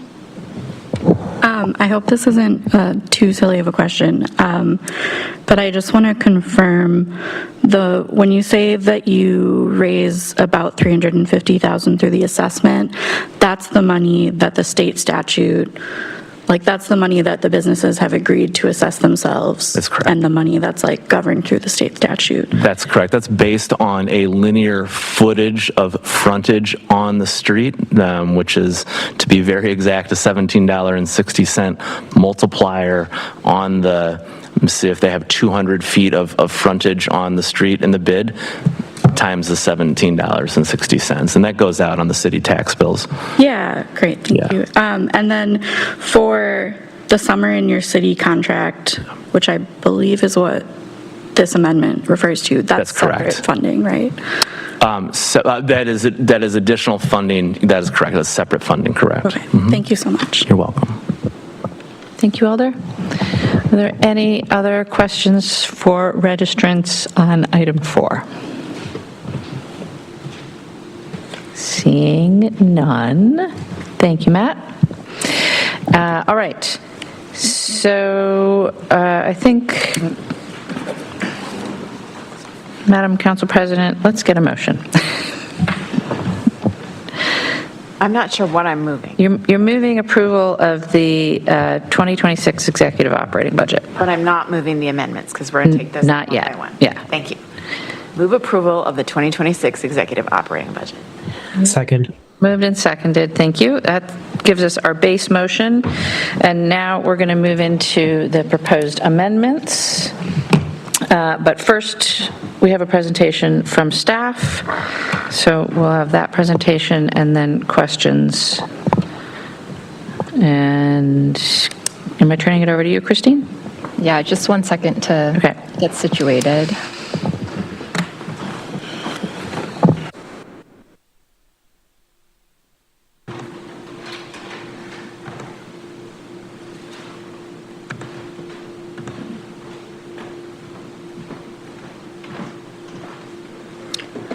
All right, thank you everyone for being here for the deliberations on Finance Committee amendments for the operating budget. We're just going to reshare some of the highlights regarding the expenditure restraint incentive program and constraints on the 2026 budget to inform your decision making.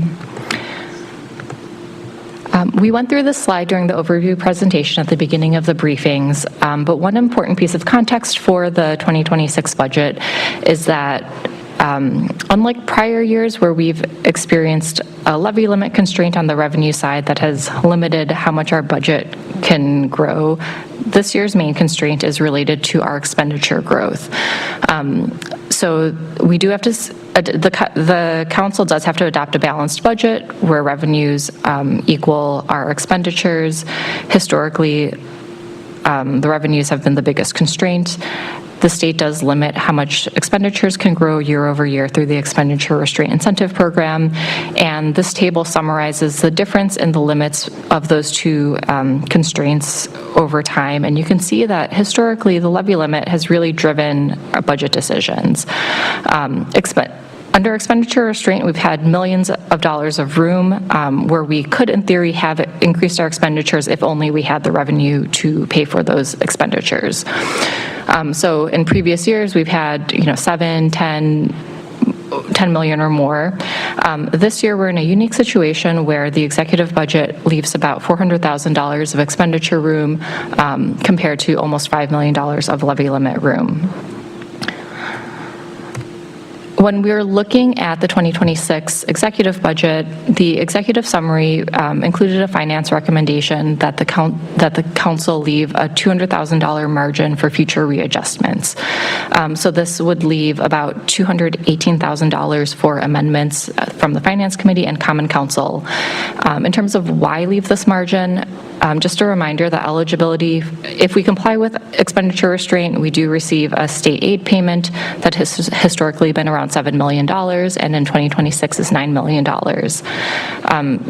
The eligibility for the state aid payment is an all or nothing threshold. So if we go $1 over that expenditure limit, we lose all of that state aid in the subsequent year. So we want to be conservative, make sure that we maintain eligibility and are slightly under what the maximum expenditures are. Leaving this room will allow us to appropriate funds mid-year if we need to respond to emergencies or unforeseen circumstances that we haven't fully planned for at this point in time. So for example, if we have additional snow events beyond what we have budgeted in streets, we'd be able to increase the appropriation to respond. Currently, as proposed, there are 8 Finance Committee amendments, and those total $35,000 more than what the Finance Department recommends as a threshold. So you can see in the table below, the executive budget left $418,286 on the table. We recommend that you leave $200,000 of room, and right now, all of those amendments would leave $164,174. In addition to having this margin, we do have a few other options that could help us address emergencies or other issues throughout the year. We do still have the contingent reserve. We have about $2.1 million budgeted there, and we could also redirect underspending in agency budgets if needs arise. But again, this is just one more tool to help us address anything that comes up in 26. Dave, I don't know if you wanted to add to that point. All right. So we'll discuss all of the amendments one by one, but this table summarizes the fiscal impact of amendments to the general fund in 2026, as well as the ongoing annualized cost. And you can see that the ongoing cost is about $67,000 greater than the impact in 2026, and this is because the amendments as proposed include several partial year positions that have a start date in March or April to minimize the cost in 2026. But it's important to remember that if those are adopted now, the full cost will have to be picked up in a subsequent year. And one other note, the last amendment for public health does have a $0 impact. That's because there are several things happening within that amendment. There was some savings in the city portion of public health costs related to a large reestimate of the public health budget based on the county executive's budget, and $213,000 is being redirected to city-only priorities. So the net effect is a $0 increase to the city's share of public health costs, but if this amendment is adopted, it would increase the city-only priorities funded in public health by a substantial amount, and that's the $213,000. And one final note, this is a pretty rough estimate at this point, but it looks at what we expect the expenditure restraint limit to be in 2027's budget. So after accounting for the various adjustments and corrections, we would approximate about $3.7 million in expenditure restraint room to start the 27 budget development process, which will begin in early 2026. We would back out the one-time adjustments to the room tax that were taken to create some room in 26, as well as help the room tax fund, as well as annualize several of the executive budget supplementals. So adding the total cost of a full year of the Imagination Center operations, a full year of a 10th ambulance, continuing the clerk's office restructure, and annualizing some of the other costs that were built into the executive budget, that adds about $1.8 million of costs. And then all of the Finance Committee amendments that are proposed tonight, as well as the additional annualized costs, would add another $320,000 or so, which takes the EWRP room from $3.7 million to $1.3 million. So it's doing more in 2026 limits what you can do down the line. So that was just, again, these are estimates that will be updated throughout the year next year, but it's an illustration of how what you decide tonight will have future impacts. And that's it. Questions for staff? Seeing none. All right, we will turn then to the amendments. And our first amendment is in the Department of Civil Rights to increase 3 permanent part-time community connector positions from 0.6 FTE each to 0.8 FTE each. Alder Figueroa Cole, a motion? Move to adopt. Oops. Is there a second?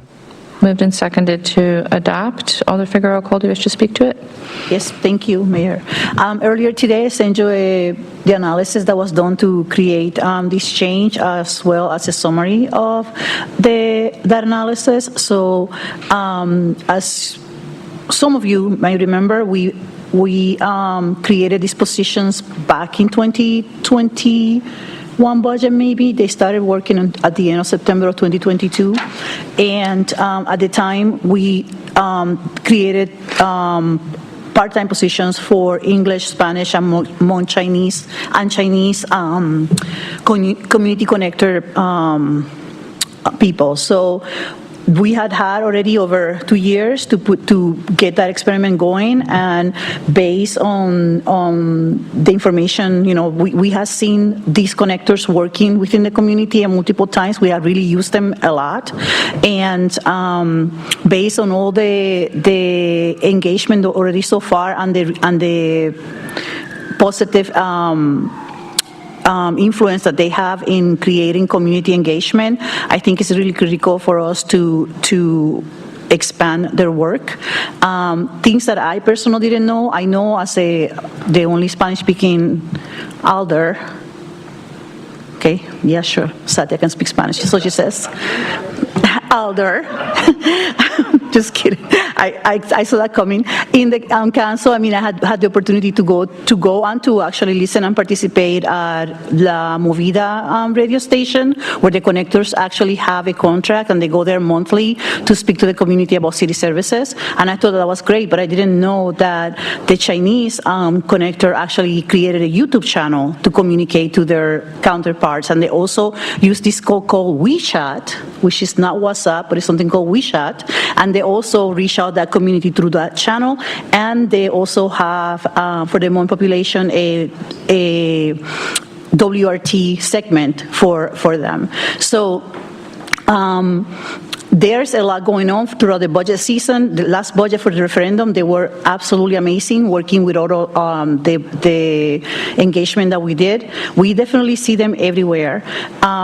So we are asking for expanding their position from 24 hours to 32 hours, which will give us an additional 1,200 hours per year in community-facing opportunities. One thing that really made this amendment very significant for me is to understand that even though the Spanish population is the largest population in the city of Madison that needs the most support, they also have a higher level of some English understanding versus the Chinese and the Hmong communities that might be a little bit smaller have a higher and significant difficulty understanding English. So that kind of puts them into an equity situation that we really need to address. So with that said, really hope that you guys go ahead and support these amendment. And as a reminder to all, this is not, I put that on the very top, these are not translations. These are connections that we're making with these positions. It's not just an interpretation of language. It's an actually trying to bring in those voices that we often don't hear from. Thank you. Thank you, Alder. I neglected to mention at the top that we do have staff here if there are questions on any of these amendments. So we'll get a motion, we'll have the sponsoring Alder speak to it. I'll pause to see if there are questions for staff, and then we'll move into discussion. So on Amendment 1, are there any questions for staff? Seeing none, then is there discussion on Amendment 1? Seeing no discussion, it's been moved and seconded. Is there objection to recording a unanimous vote in favor of Amendment 1? Seeing no objection, Amendment 1 will pass. Thank you. And we'll move on to... Order, Mayor? Yes. Are we going to have like the running ticker on the screen? We can pause in between each amendment. Lovely. Thank you. And ask for an update from Christine or from Dave. I guess I can jump in. I guess there's a number of different ways to come at this. So I think we're focusing more on expenditure restraint. And if we take out the $200,000 as Christine referenced in her presentation, that leaves about $138,000 left. All right. Moving on to Amendment 2. Amendment 2 is in the Economic Development Division to increase our double dollars contribution. Alder Evers. I move approval of Amendment 2. Is there a second? Moved and seconded to approve Amendment 2. Alder Evers. Thank you, Mayor. I was going to ask if we could move discussion and the vote on this until after Amendment 5, out of concerns about the expenditure restraint, because I intend to put forth an amendment to number 5 to lower the impact of that particular amendment, which I support strongly, Amendment 5. But I think we can go ahead and discuss this one and vote on it, knowing that I'm going to free up some additional money in case that is weighing heavily on you. But it should also weigh heavily on us, concerns about food security in our city. We're hearing unfortunate news, the impact of the government shutdown on SNAP benefits. For those of you who don't quite know all the details, and anybody who's listening in, the Double Dollars program is a program that utilizes those SNAP benefits in a targeted manner for our farmers markets and also for Willie Street Co-op to be able to provide qualifying individuals a means of making their dollars go further, expanding their ability to get quality produce from our organic farmers markets in town. Historically, the city and the county have gone into this together. And in the mayor's budget, she put forth in the executive budget $62,500, expecting and hoping that the county would do the same. But the county, and the county's exec budget, put forth only $10,000. In discussion with George Reisted from Economic Development Division, who's our local guru and expert on food matters and food issues, and staffs the Madison Food Policy Council, on which I sit, we determined that it would be possible, knowing that we have tough budget decisions, that adding $12,500 and bringing the city's total up to $75,000 would allow us to continue to make positive investments on city-based farmers markets and outlets. And the county's money would have to be outside city limits. So I believe that this is certainly worth this modest increase in the city's allocation to this vitally important program. Thank you, Mayor. Thank you, Alder. Are there questions for staff on Amendment 2? Alder Vitever? So my question for staff is this something that could potentially be finagled to be eligible for HRAP funding? Sorry, the Healthy Retail Access Program, which provides... I thought you would know this program. I've only been working on it for like the last 8 years. So that's a program that provides funding for typically retail establishments in food deserts in the city. However, that program has, for example, provided funding for the Dane County Farmers Market in the past. So it's just a question, and it comes from the capital budget. So that's why the question is could we potentially do this through the HRAP program? Should I just mute myself and go? Yes, Matt is here as well, so it's up to the two of you. And Matt, do you want to take it, or do you want me to take it? I can start, and if you can correct me if I'm wrong. Perfect. All right. Thank you, President Vitever. I think the question relative to use of capital budget funding is that I think primarily the funding that the city contributes goes towards administration of the Double Dollars program, and therefore I think there would be some concern about using the capital budget for that purpose. Other questions for staff? Okay. Then is there any discussion on Amendment 2? President Vitever? So Alder Evers alluded to this, but let's just be really clear that the current federal administration is making a choice, not to extend SNAP benefits even during a government shutdown. They could if they wanted to, but they don't want to. They are cruel and are trying to harm our citizens. So the question is what do we prioritize? And obviously we're in a really, really tough spot, especially with the expenditure restraint program that the state has put upon us. But right now in our community, there are two primary needs, and it's housing and food. And so I am struggling with this from a financial perspective, but I have to support it because right now people need the option to have food on the table. Thank you, Alder. Alder Figueroa Cole. Thank you. Likewise, I mean, I am this year, for reasons I don't need to get into, I've been following the county budget in detail. And like I had the line in front of me, and that budget was $69,799.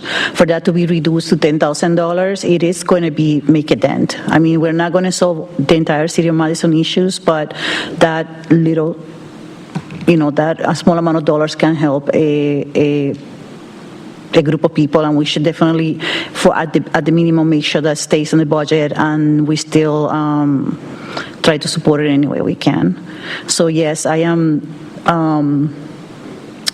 I have my reservations on how we managing this, but I definitely will support it.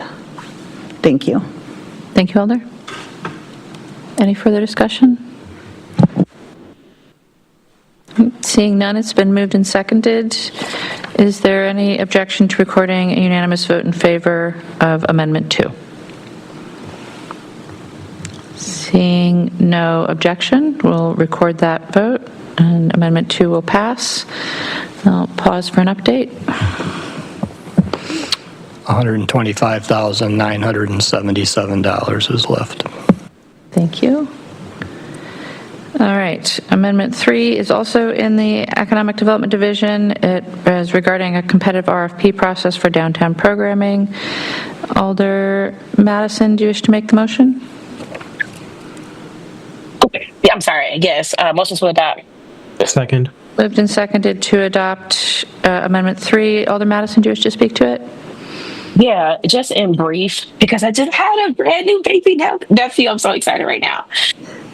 But in short, I just want to say this is not about taking anything from the bid. It is just I'm very much just interested in making the city processes more equitable, especially around funding that can benefit folks of color in the downtown core. We've already seen successful folks can be when they have the opportunity to be funded by the city. I do not think that any organization, especially one that serves primarily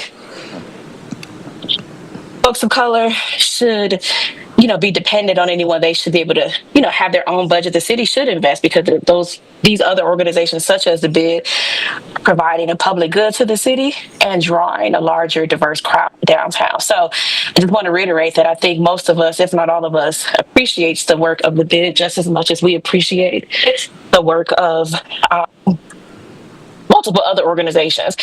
And I can tell you without a doubt that I'm excited if this does become an RFP to see what we have not seen yet.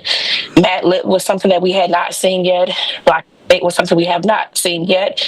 I'm just excited about what we could see that we have not seen yet. So that's the reason for this, to make something that we fund a bit more equitable and allowing more folks an opportunity to apply for that kind of funding from the city. Thank you, Alder. Vice President Govindarajan. I'm sorry, let me pause first. Are there questions for staff on Amendment 3? Okay, we have a couple questions for staff. First, Alder Govindarajan. And so we'll start with Alder Vitiver and then Alder Verveer.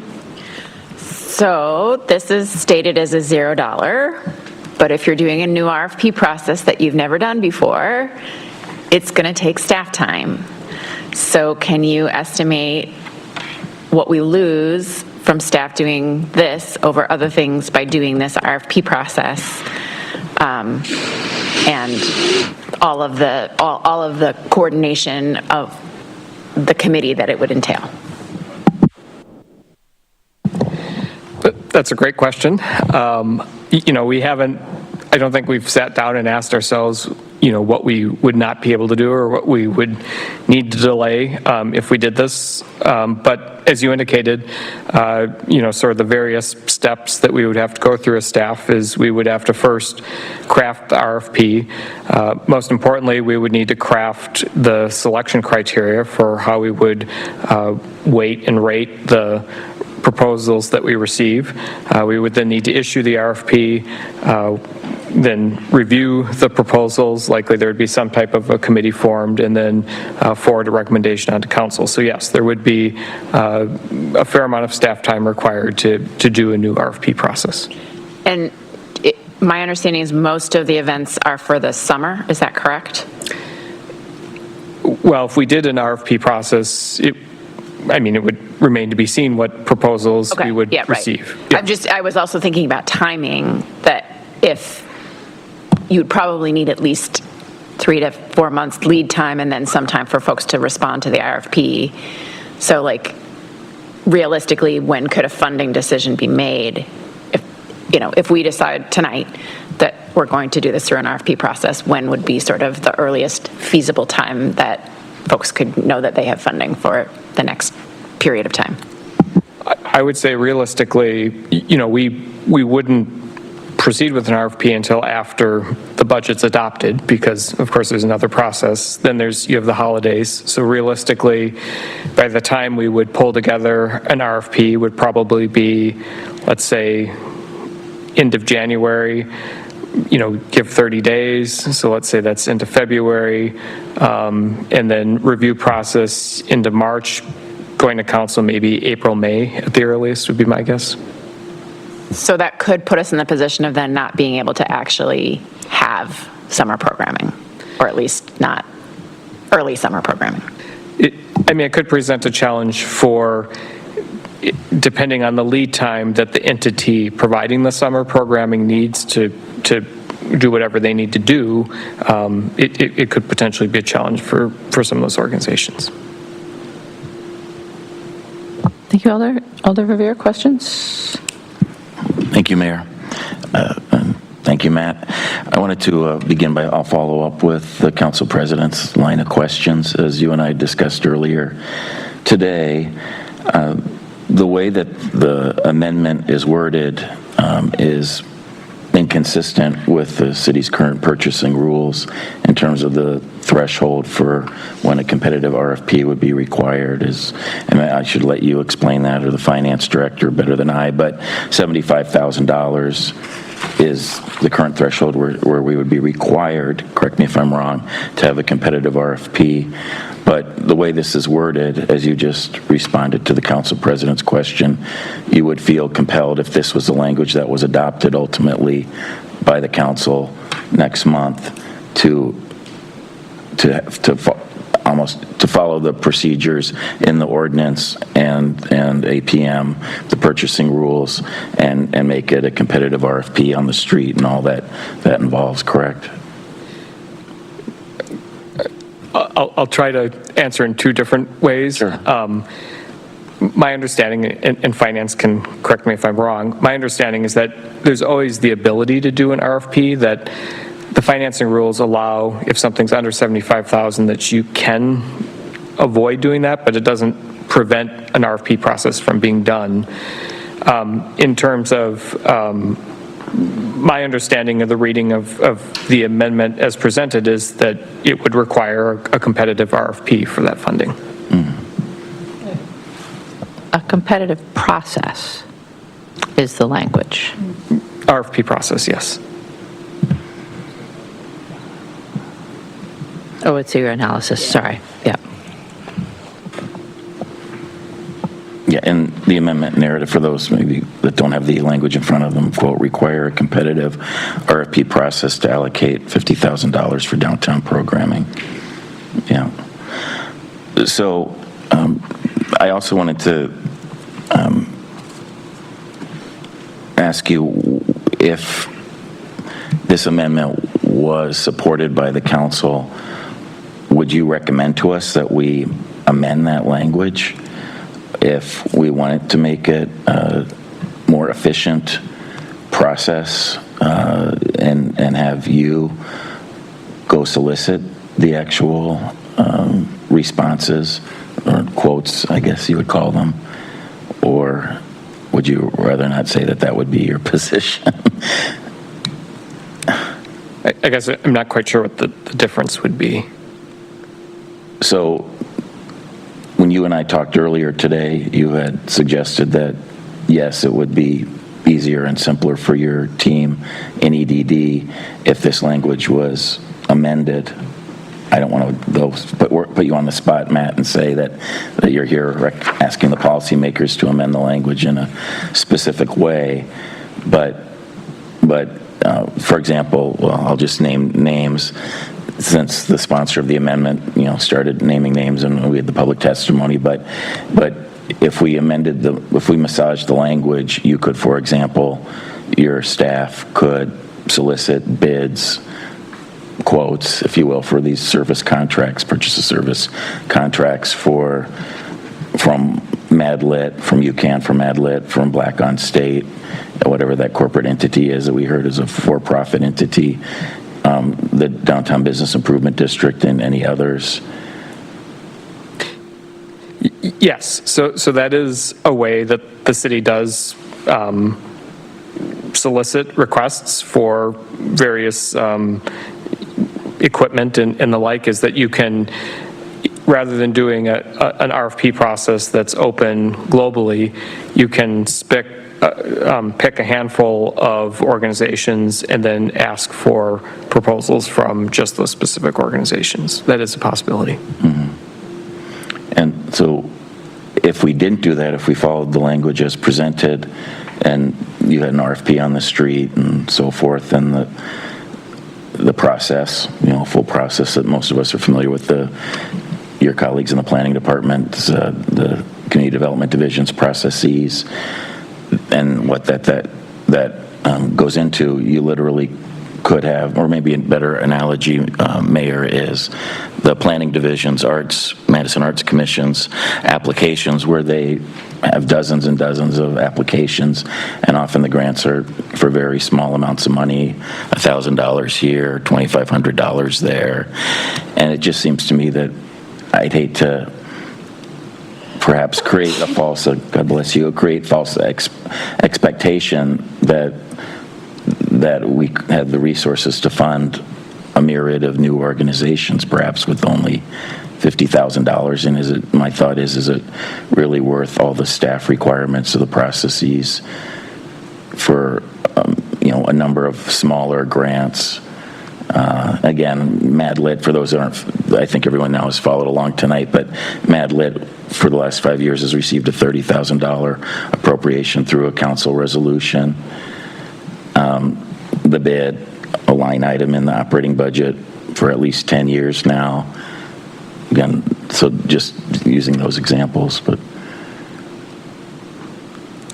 I guess what's the question? Oh, the question, Matt, is do you agree with my concern at all, and that perhaps it's a poor use of resources with the finite amount of money, to have a full process what could end up being many applications, and for $1,000 for this event, $1,000 for that event, and the economies of scale just seem to be not worth it. I mean, I believe that there would likely be a total request for funding by a variety of organizations that would probably exceed the $50,000. I think it's fair to say that that's the case. So it is fair to say that there's likely some organizations that would not receive funding through this process, and therefore, it would be certainly their time put into the application would be for naught. Mm-hmm.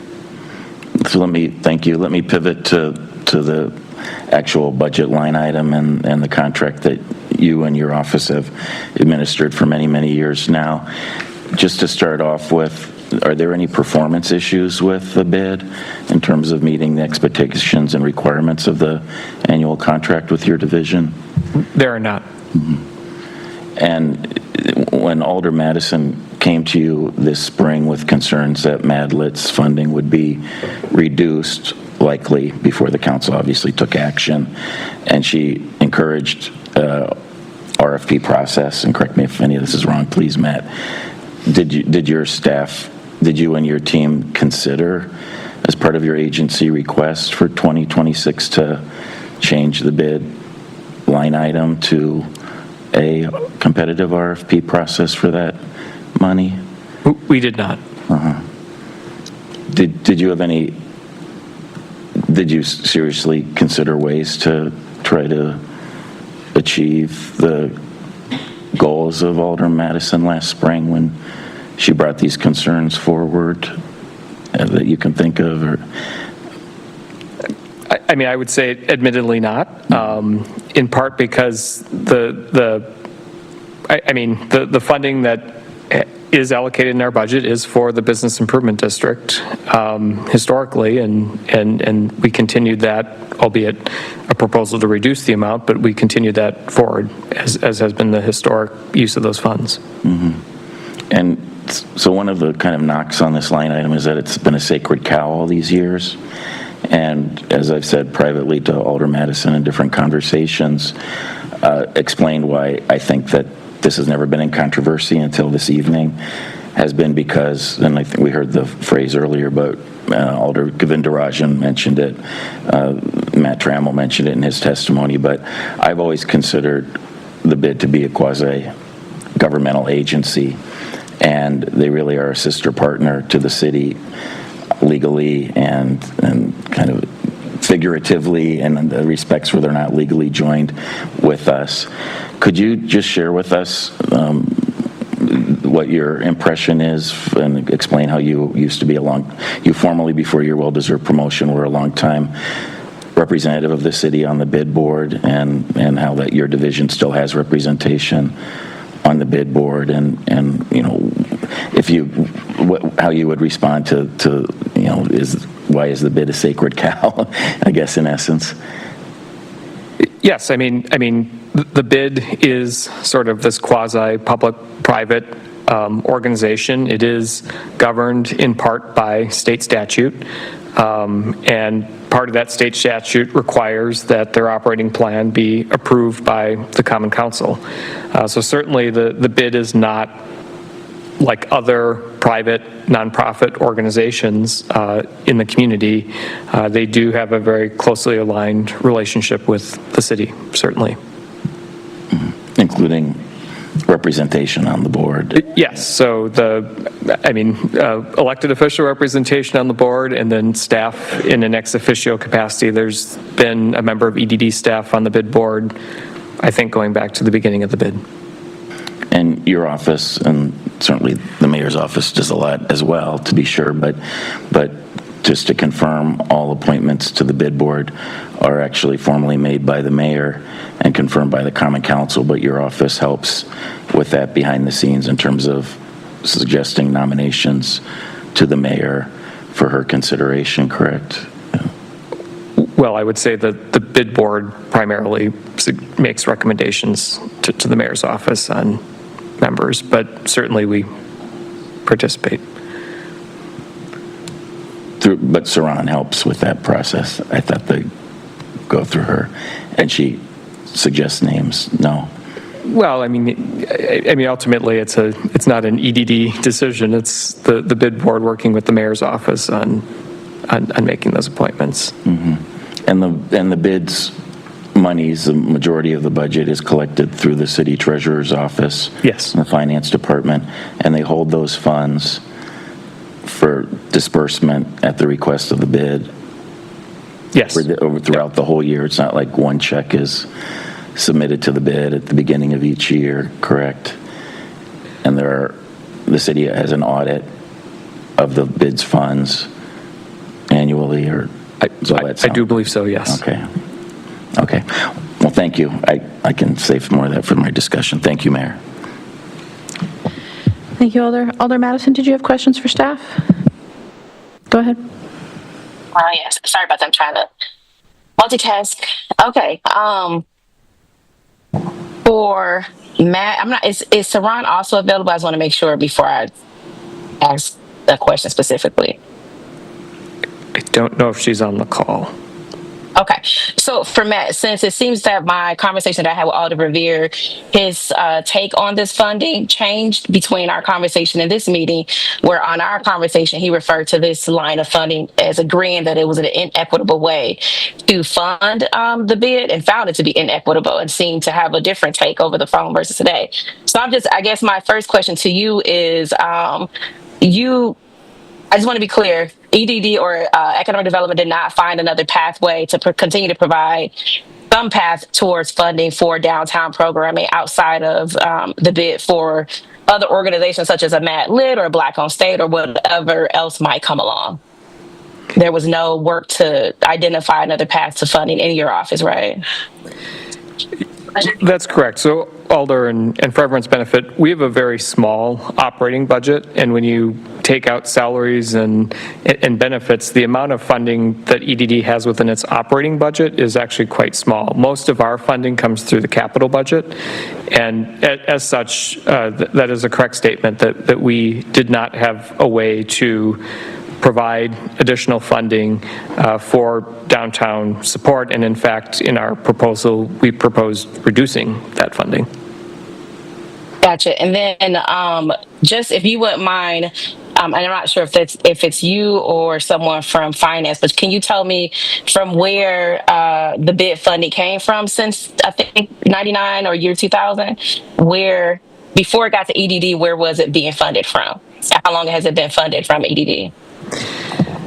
Sure, that's a great question, Alder. I can't remember exactly. However, there was a time when the bid did not receive any of this program funding from the city. That started, I believe, at some point during the Soglin administration. And initially, that line item, which has been give or take around the same amount of money, was originally in the planning division budget, and then at some point within the past maybe 6 to 7 years, it was transferred to the EDD operating budget. Thank you. And then I know you were on vacation over the last, I don't know, when I kind of came back to this, but I know I had a quick conversation with you, a conversation with Saran, and a conversation with Alder Revere, where I shared that the intent of this kind of process was not to grant, for example, $51,000 grant, but to end up somewhere where there would be 2 to 3 organizations. And it was my understanding that we would not decide the RFP terms at Common Council, because normally those terms are decided and worked on with staff and or coming to the committee, for example. So when we talk about staff time on working on this, if you're not funding 50 organizations, for example, at $1,000 a piece, and you're funding 2 to 3 organizations at X amount of dollars a piece, how different is staff time from the staff time that, for example, Saran is already had used, for example, to work on RFP, or not RFP, but funding Mad Lit, for example? So what does staff time look like for 2 to 3 organizations to be funded versus 50, which is weird that was implied, because I think I had that conversation and I'm not sure why there was a need to kind of make it so dramatic. So Alder, I think where the big time difference is going to come in is whether there are a handful of specific organizations that the council directs EDD to reach out to for proposals versus doing a RFP that is open to anyone to respond. I mean, I could see even, setting aside having 50 organizations applying for 1,000, I could see that you could have 10 organizations applying for the full 50,000, and then sussing through, which of those organization we provide that $50,000 to. So I think it's really more of a matter of, is it an open competitive RFP, or is it a desire on the council for EDD to outreach to a few select organizations for proposals? Yep, and I understand. And having served on Economic Development Committee for some time, it seems like we've already figured out a way to make the work consistent, not overwhelming, in order to fund things across the city, for example, like the Commercial Ownership Assistance Grant. Like we figured out how to better serve folks of color, for example, by improving our processes. I guess I don't see the difficulty in doing it for this one either. But I do have one, I think I have one more question. Oops, I think I lost it here. Oh, I wanted to be sure that I understand. Is there anything else that is funded by the Economic Development Division that is similar to the line item for the bid funding that gets at downtown programming, whether it happens downtown or any other parts of the city? There's not another line item for programming. The other specific line items within our budget revolve around our contribution to MadRep and then revolve around some of the food programs that we have. Gotcha. Thank you. Thank you, Alder. Are there any other questions for staff?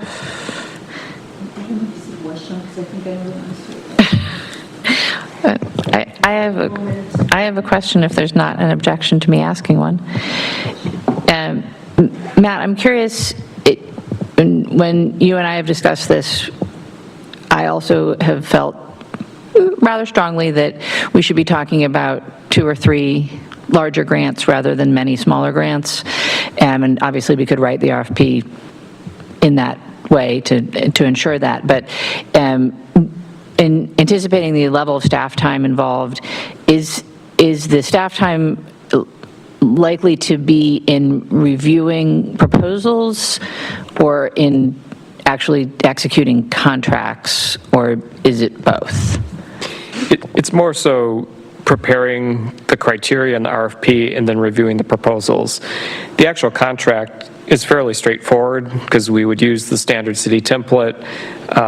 We would attach whatever the scope of services was in the proposal to that standard template, and that's pretty straightforward. It's the whole process leading up to selecting the organizations to receive the funding.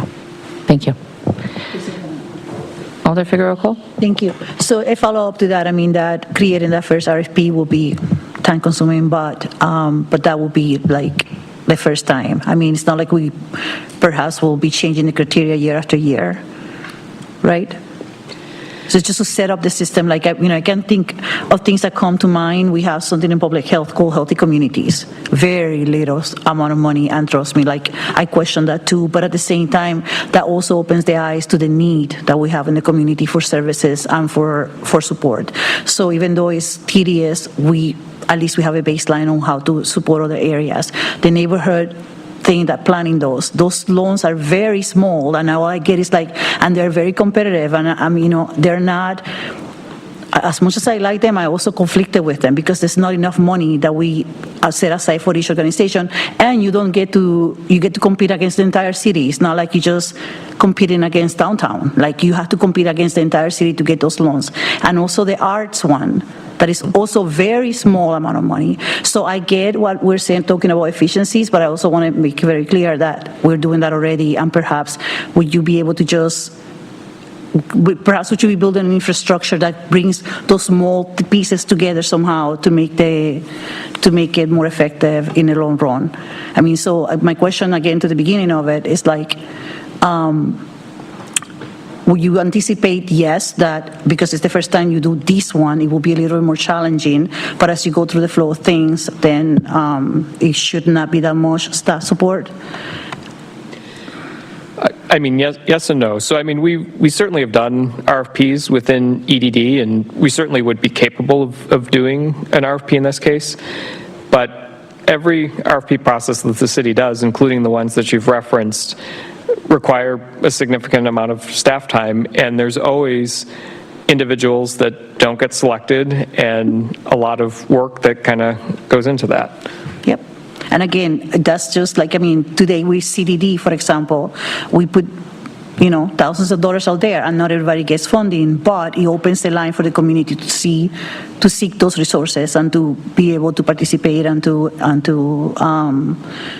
donate or whatever that is. I just, again, like, I get it. I feel like one of the speakers an ongoing, no question, but yeah, I'll stop. Yeah, anyhow, thank you. Thank you. Alder Vitever, another question? Yeah, is it possible to do multi-year contracts? So would you be able to do the RFP and say this is going to be for a one-year contract that's renewable up to 2 additional times or 4 additional times or whatever? Yes, I think we could, as long as there was the caveat that it would be subject to the council enumerating the funding. Yep. That is what community development does. Other questions for staff?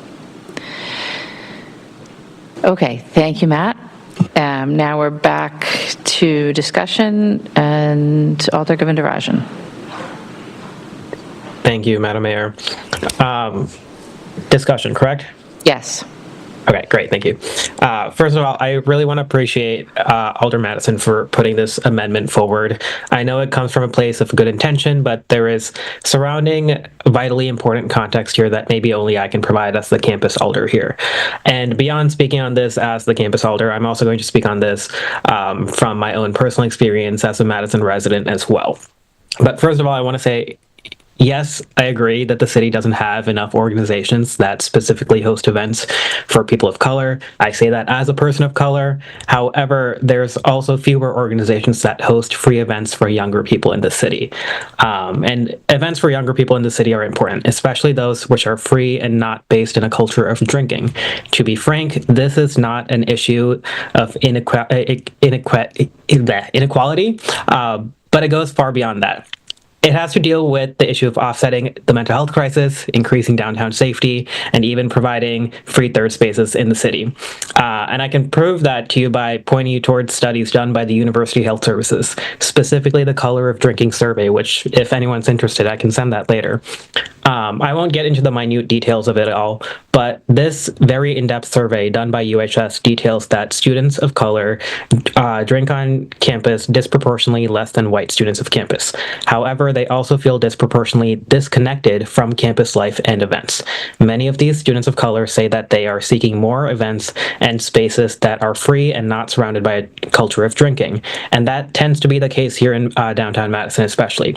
The bid board specifically provides this through events hosted throughout the year, including during the academic year. At least 2 of the other organizations I've heard of which would qualify for this RFP do not prioritize hosting events during the academic year. Moving this money into a competitive process directly harms young adults in the downtown area, so I can't support it. I cannot support furthering inequality in the city just because it's based on age rather than race. The bid does a fabulous job setting up events and hosting at times where all residents can enjoy them. They actively solicit feedback from students and even have one sitting on their governing board. And as Alder Verveer mentioned earlier, they're a quasi-government body, so we have direct control over them to a certain extent. So to my colleagues, I encourage you to oppose this amendment. This amendment, I know it comes from good intentions, but it does not fix any inequalities. It just places them on younger people, including younger people of color. That's all. Thanks. Thank you, Alder. Alder Madison? Oops, sorry. Thank you, Mayor. So I want to say a couple of things. I had to add a couple of things just to make sure I can say those couple of things. So anyways, I want to say this very small amount of money that we're having a discussion about and that I spent a ridiculous amount of time working on, like I worked on the previous year around Mad Lit funding. This, for me, is another example of why council members absolutely need more education around how to do equity work and how to understand intention versus impact. I think we also need to recognize that not all Black people who live, work, and have fun in Madison are connected to the UW-Madison. UW-Madison has a very small, sometimes what it seems like not even measurable number of folks of color who work on campus, and UW-Madison has, abandoned a lot of their diversity efforts or reframed them under things like social impact or belonging, those kinds of things, versus clearly saying equity, diversity, and inclusion. And so when we talk about third spaces, folks of color of all ages, whether they're children, young adults, teenagers, seniors, it is my personal experience and the experience of the hundreds of people of color that I've known and worked and built with across Madison since about 2007, they all enjoy these events, for example, that Black on State puts on, yes, that the BID puts on, that Mad Lit puts on, and other organizations put on. But these organizations also are not looking to be parented when it comes down to accessing funding, for example. They too deserve to apply for funding, be funded, and work with the city just as any other organization, and not just be every year hoping that an organization would offer them or throw them some in-kind support. I appreciate organizations like the BID for providing the in-kind support. I would have not been able to get my own events over the years off the ground without some level of in-kind support. But thanks to the in-kind support, it put me in a position to also be funded long-term by certain organizations or local government bodies, for example. So it put me in a position to not be parented by the in-kind supporter, but to also to become a fully fledged funded partner, because that is the kind of respect that an organization like Mad Lit, like Black on State, and the ones that we're not aware of just yet deserve.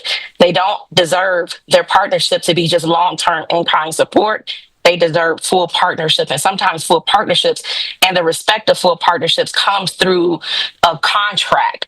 A contract sends a different kind of message to your potential funders. There was an alder earlier who was very adamant about saying to a young person who has created and launched this thing off the ground out of her pocket to go out and get funding. Well, I've spent 2 years of my time sometimes working with her to help her be in a position to seek that funding. My hope is that when this becomes an RFP process, she would have used what not only did she learn and work with me as an entrepreneur, but from all the folks that have mentored her over the years to apply for this funding and go through that process, for example. So I just want to say again that this discussion alerts me to why it is so important for alders to learn how to do equity work and understand the intention versus impact. The other thing I also want to say is that when I had conversations with Matt and Saran about this funding, it was also, and with Alder Revere, I was very explicit in saying that if this becomes an RFP process, the intention is not to have one-off events over the summer, but it would be to do programming all year long, for example. There might not be, if it's Mad Lit who gets funded, for example, a huge concert series 12 months out of the year, but there may be smaller events that have happened throughout the year, more third spaces throughout the year that attract all different kinds of people. So again, I don't think anyone should take this to be equitable as an attack on their work. I also think that folks need to get a better understanding of intention versus impact, because our intention was to provide downtown programmers funding all the way back to the Soglin era when people were cutting up downtown to create something positive there. The thing that was missed back when it was created is to ask a diverse body of people to provide these kinds of opportunities. Instead, what the city did and continue to agree to is that we're going to go to one organization to provide that, despite this not being a necessarily diverse body to do it. So had the city went to the BID and maybe 3 or 4 organizations of color and had them work together to collaborate to do this, to program the downtown, maybe our downtown would look a lot different than it does today. Maybe we wouldn't even be having this discussion because it would be so diverse in its offerings that this would be a moot point. So again, this is not some personal attack. And I also take offense to talking about how much staff time this will take, because I think Alder Figueroa Cole made a good point. This is not staff time eating up the same way year after year, year over year. You eat the time and you do the time in the beginning. So long term, you have intentional positive impact, because that's how intention versus impact work. You do the hard work on the front end, so over time you get this positive benefit back. So just one more time, I just want to encourage people to do a bit more personal work on understanding equity. I want to remind people that Black people are just not involved with UW-Madison or on campus, that downtown belongs not just to the students, it belongs to the city. If it just belonged to UW-Madison, for example, we would not care about kids trick-or-treating on State Street. But when I had a conversation with the BID some years ago that helped to create some of those kind of activities, it was because we thought about the families who should enjoy downtown. And that event was created. It's grown over the years. So just remember that downtown belongs to everybody. It does not solely belong to students, and we should never think about it like that. And I want to just reiterate, because I think my conversation with Alder Revere was distorted. So I want to just be clear about what I shared on that conversation, so you all are better informed. In general, The conversation was, and the alder agreed that this was an equitable way to provide funding. That was an agreement that it should look a lot different, and that I was very clear to say I don't think I was looking for something where we would have 50 organizations to do one summer event. We don't ask the bid to do one summer event. It was to offer programming throughout the year, maybe smaller one-offs, such famous way that the bid does it, but more culturally relevant, more diverse, and to have 2 to 4, 2 to 3 organizations. It's never, I don't think we've ever sat and decided the minute details of an RFP at our committee meetings in this way. So yeah, I can go on and on, but I got a new baby nephew, y'all, and I'm so excited. So I'm gonna stop there. Thank you, Alder. Alder Vitever. Thank you, Mayor. So first of all, I just want to provide context that I have run numerous RFPs in my career. They are a lot of work, even if you do simplified ones. So I do not want to underestimate the amount of staff time it will take. It will take time. It will take time away from other things. So it's just a recognition of the reality of it. I also want to recognize both Alder Madison and Karen Reese as being some of the foremost people in this community who have been speaking up for people of color in this community for forever. And for them to say, this is what we need, and for us to not listen to that, to me, is gatekeeping. And I think we shouldn't do that. I think that we're getting told what is needed by this community, and we should listen to that. So I would like to provide an amendment to the amendment, which is to implement the RFP process, but delay implementation until 2027 to allow the EDD to be able to set up the RFP process during 2026, because I don't want these funds to go unspent or delayed in how they're implemented for programming in 2026. So the amendment would be to implement the RFP process in 2027 to allow the EDD to develop the RFP process during 2026. Alder, is your intent that the funding would go to the bid in the meantime? Yes. Okay, so the Vitever amendment is to fund the bid in 2026 and to implement an RFP in 2027. Is there a second? I'll second for discussion purposes, Mayor. Second. So there's a second for discussion at least. Alder Vitever, do you wish to speak further? I think I was pretty clear. I mean, especially hearing from Matt previously that, realistically, if they did an RFP now, that we wouldn't actually have awardees until May. That is extremely concerning to me, given that when programming is planned. And so I don't want us to be in a space where we're missing out on programming for 2026. Thank you, Alder. Alder Rivera, you were in queue. Do you wish to speak to the amendment? Yes, thank you, Mayor. I in principle, agree with the Council President's amendment and appreciate where she's coming from on this. Let me begin, Mayor, just by disclosing what I think has already been mentioned more than once tonight, and that is that I am, by virtue of being the District 4 Alder, an ex officio member of the Downtown Bid Board, and have been since pretty much the bid's inception. And I join the other downtown alders on the bid board as ex officio members, as well as the Office of Business Resources Manager. Anyway, with that said, so I obviously have some personal investment in this and know the history of it and so forth. But let me begin by sharing the Council President's concern and on her amendment, which I appreciate. As I said in my questions of the Economic Development Director, I am concerned about the way that this language is worded, and I'm concerned about the timing. So Alder Madison, to her credit, I couldn't agree more, is a fierce advocate, and I have the utmost respect for where she's coming from on this. We had conversations at the time. Staff informed UCAN last April that their funding would be cut in half for this 2025 concert series, and I worked with Alder Madison and co-sponsored the resolution to ensure that their funding remained at the $30,000 level this year. And indeed, I was a sponsor of every resolution for the last 5 years, sponsoring MadLit. in my conversations with Alder Madison, both last spring, but more importantly last week, where we had at least 2 very long conversations, I did hope that we could compromise. I hope that we didn't have to spend all this time tonight talking about this one relatively microscopic line item in the city operating budget. Again, absolutely no disrespect to what the motivation is behind this. I totally agree that we need to be as equitable as possible in all of our decisions, including this one line item. I support MadLit. I support Black on State. Let me parenthetically say I can't take any credit for working with Ashley and others on Black on State because that's in the 2nd Aldermanic District, and I have not worked with them, but I certainly am familiar with their success.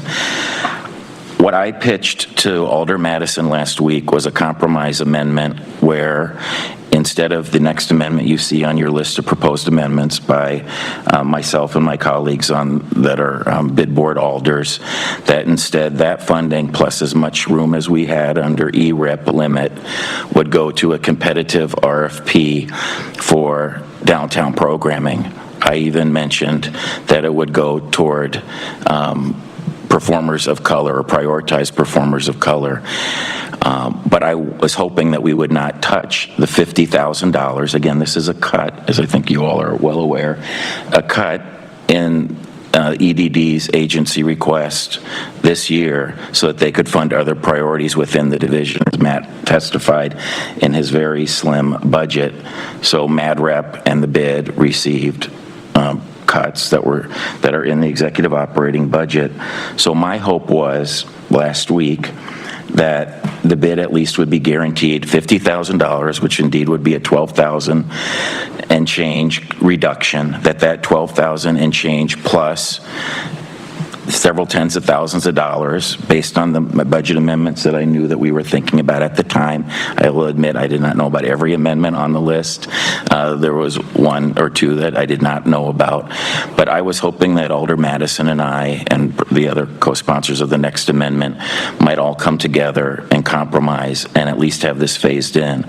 Because to the amendment before us, to the President's amendment, I am very worried about the timing of this. I'm worried that the bid was given very little notice, only when I called them late last week, knowing of Alder Madison's amendment that there was a chance that their reduction could be cut completely or by not just the $12,000, maybe $20,000, $30,000. What does this do to the budget for 2026 for the bid that has already been adopted by the bid board and is coming before the council for our annual consideration next month? As you heard earlier, by state law, every bid in the state has to have their bid operating plan and budget annually approved by the local governing body, and that's what we've done every year for 25 years.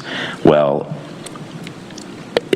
I just think it's patently unfair. It's one thing, and they knew about the EDD agency request to reduce them by $12,225, as Matt testified, through no performance issues of their own, just given the tight budget situation we find ourselves in.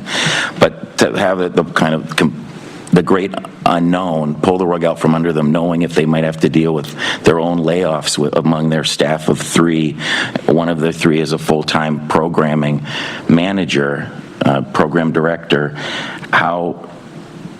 How many of their myriad of events would be impacted, which start as soon as the weather allows it in terms of outdoor events. They obviously have events in the winter too, for example, around the holiday time.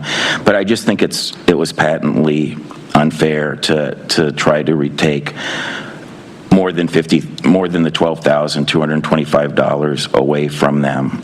So Alder Madison on that point, and I agreed to disagree. We obviously couldn't come together on an amendment for consideration by this committee tonight. I wish we could have. As it relates to, again, I know I should be speaking, Mayor, to the amendment. As it relates to the Council President's amendment, what I was saying to Alder Madison last week in our private conversations was, can we phase in give the bid more notice, let them try to do a better job of fundraising, raising sponsorships, et cetera. It's been hard for them to do that, as Matt Trammell said.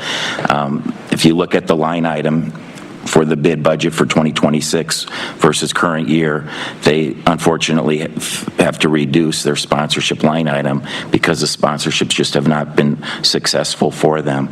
So the bottom line is there are these events which I think have become very much cherished by our community, certainly by downtown stakeholders, and it would be unfair to reduce that any more than the $50,000 that is already in the executive operating budget. Again, as it relates to the council president's amendment, it's hard for me to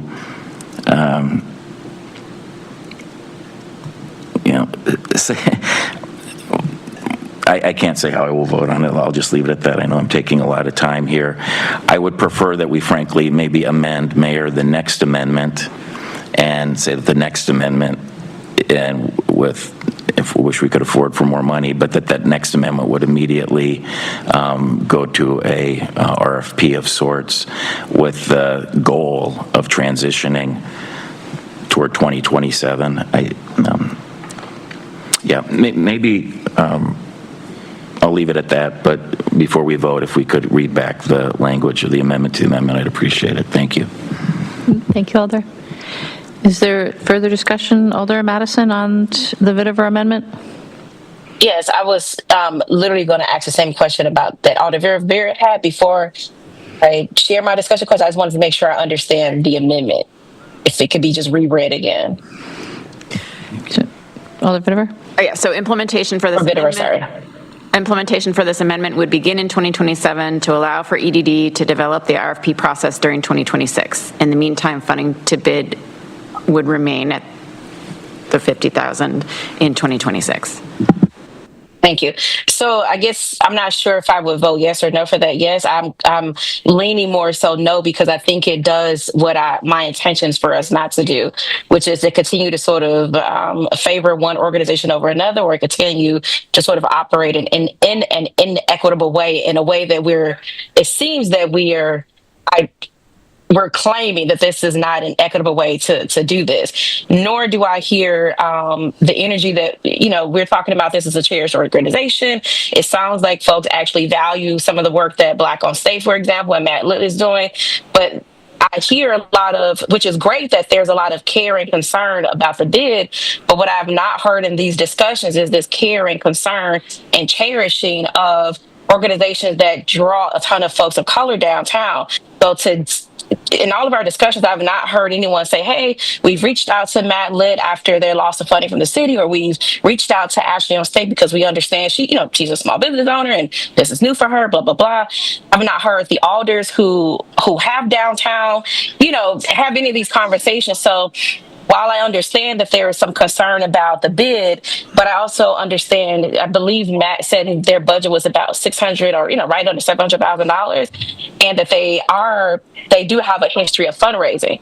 But I just have not heard any of this concern for how would these other events that attract folks of color go on, and will they go on in 2026 without support from the city, despite folks of color overly benefiting from them. So I'm not sure how I'll vote yet, because it seems like in my conversation with Alder Revere, I was very hesitant for us to continue to do the same thing, and I'm also confused on how we can decide for 2027 what that new council will do, for example. That's my 2 cents there. Thank you, Alder. I have no other alders in queue wishing to speak. Alder Matthews?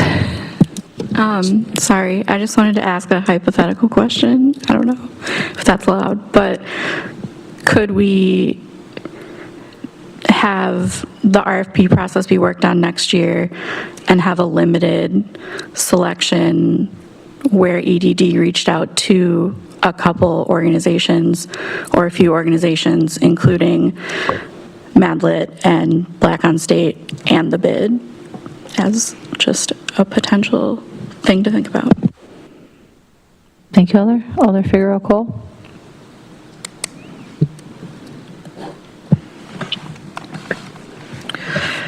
I think from the process perspective, I would support the delay just to ensure that we had the time to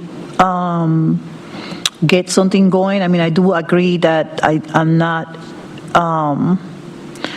somewhat of a fan of a status quo, but at the same time, it's already October, almost November, and I just don't see, it seems like a risk to rush to get something done here, so I think the delay will be fine. Maybe a question for you, Mayor, when Alder Madison said about the impact on next council. I mean, there's no financial impact per se. I mean, yes, staff time, but that should be fine, right? Alder, I think that if the council, so certainly if this body and then the council were to adopt a budget, including the note that it was your desire and intention for EDD to develop an RFP process for that line for 2027, that we would go into the 2027 executive budget process with that line, reflecting that. And then if the council wants to change it, they can change it, but it will be part of the executive budget line. I generally think most of the time it's prudent for us to listen to what the council has to say about these things. Okay. Yeah, so that's what I am. I mean, yeah, most of the time. Yeah, I again, I would like to move forward with this, but then I also realize that nothing moves fast on this. I'm not going to say that my favorite word on this job. So I most likely will support an extension, and to move it to 2027. Thank you. Thank you, Alder. Alder Verveer. Well, thank you. I was just going to make one other point in terms of funding for next year. As Room Tax Commissioner Figueroa Cole and Finance Director Schmidtke know, when we engaged at the Room Tax Commission on our deliberations for 2026 budget, I brought up funding for MadLit and expressed concern that that funding had come to an end in terms of the city operating budget. And so for everyone's benefit, since most of you are not on the Room Tax Commission and probably wouldn't realize this, but our final work product changed the language in the room tax budget for next year to allow for more flexibility under this Madison Music City line item we have, where there's a sub-line item for downtown art. And in the past, historically, that money was used for pop-up art for so-called blink projects. And we massaged that language to say downtown visual and performing arts, hoping that UCAN would compete for that, would be eligible with the full processes of the Madison Arts Commission for that money. So it's not a lot of money. That specific line item is only about a little more than $41,000. It is more than the $30,000 that we have provided UCAN in the last few years for MadLit. For folks' benefit, the Room Tax Commission provides $25,000 annually for Dane dances and a lot of other funding for the arts that we make the argument do provide heads and beds, and as we're required to by state law, to allow those to be lawful room tax expenditures. The reason I bring that up is my hope is that, again, that whether the Council President's amendment is adopted or not, that room tax money is a possibility for the two events that have been highlighted throughout this whole conversation this evening, both MadLit and Black on State, possibly, that they might be able to avail themselves, working with Planning Division staff, to use some of that room tax appropriation. I just wanted to provide that information, Mayor. Thank you. Thank you, Alder. Alder Madison, did you wish to speak again on the amendment? Yeah. Yes. Yes. Go ahead. I'm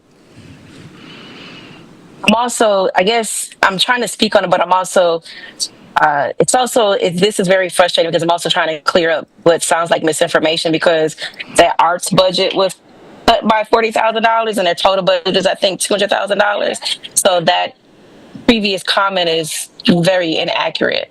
But I wanted to go back to the amendment, because I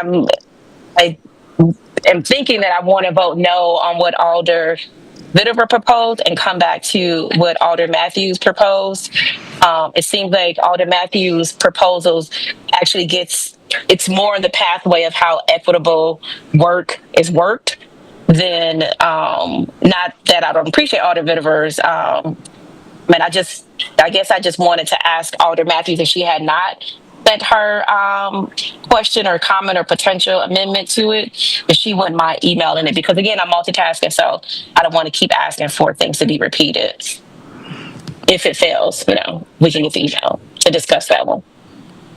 Thank you, Alder. Alder Matthews isn't able to make amendments, but she's potentially able to share ideas with members of the body. Yes. So I think that's a request, Alder Matthews, to you. I'm sorry, Mayor, but that's really what I was looking for, her language, sorry. Yep. Thank you, Alder. Alder Verveer? Okay. Yeah, thank you, Mayor. Just so that we're not leaving confusion out there, could I ask a question of the Finance Director, please? Yes. Our Room Tax Commission, very able staff member. Could you just confirm, did I misspeak about the Room Tax 2026 budget in any way? I didn't understand the previous comment from my friend and colleague that we actually cut the art budget by 40,000. No, there was no reduction to It was a 3% increase. Yeah, it was in an the line. increase from $40,000 to $41,200. Yes, thank you. So I just didn't want to leave a confusion that, and I know Room Tax Commissioner Figueroa Cole knows that too. Thank you, Dave. Alder Figueroa Cole? Yeah, I just want to make a quick clarification following up on that part of the discussion. I am not advocating for these two organizations. For me, this amendment is a process. It's not, to me, it's not, like I get what we're talking about, the room tax, which also is an RFP that has limitations because of statute. So it's not like the entire city can apply, it's just specific people, right? So to me, it's not just about those two organizations. Like, I think that, again, going back to the examples I gave before, those small pockets of money, we had to compete against the entire city of Madison. And I just really appreciate that an RFP will open the opportunity and give us visibility of how many other options are out there for the future. So just wanted to make that little clarification. Not what you said was correct, but what I'm saying is that I'm not concerned about these two particular organizations. And with that said, I mean, I don't know if Alder Matthews is going to make a motion based on Alder Matthews. I feel like for that to be accomplished, a delay in the process is fine by me. So, because I don't know exactly how that will look like either. Because to me, it's not about like saying, let's go and pick these two organizations for next year. But I don't know. In general, it's above the three people that we're talking, the three organizations that we're speaking about right now. That's what it is for me about the RFP. Thank you. Thank you, Alder. I think maybe it's beneficial to clarify that the referenced options for choosing contracts or choosing contractees, I guess, it is true that sometimes for lower contract amounts, when we have a specific need, we do reach out to specific entities and get estimates from them or get amounts from them and then choose between them. It is highly unusual, I'm going to say, to do that for something like this, where we don't actually know what we're asking for, right? We are asking for some variety of programming. And I'm just going to say, it feels highly unusual. I mean, when we want to buy a piece of software, that we know what the piece of software is, or if we want to buy a certain type of supply and we know what that supply is, or, I mean, I'm sort of at a loss for other examples, or a particular service that we know what the service is and we know that we need it. It's appropriate to go out and approach particular entities that offer that thing and get quotes from them. I think that in the case of trying to fund programming, or I just can't even imagine, like I see this as more parallel to our community services process than anything else, right? We're asking for creative ideas around downtown programming. And I think that approaching a small handful of organizations and saying, you're the ones that we're going to fund from the get-go, I just think that is not necessarily an appropriate process for the city to engage in. So I just would caution, I do not think we are talking about parallel things here. All right, what's before us is the Vitiver amendment. I'm hoping that we can move to a vote now, and that Alder Madison, your hand is just still up. Thank you. So what's before us is the Vitiver amendment, which is to continue funding the bid in 2026 and to have the Economic Development Division prepare an RFP process which would be implemented in 2027. Let me be clear that we are voting on the amendment only. Regardless of what happens in this vote, we will still have to vote on the underlying issue. Right? So, and I anticipate disagreement. So, do I need to clarify the amendment again?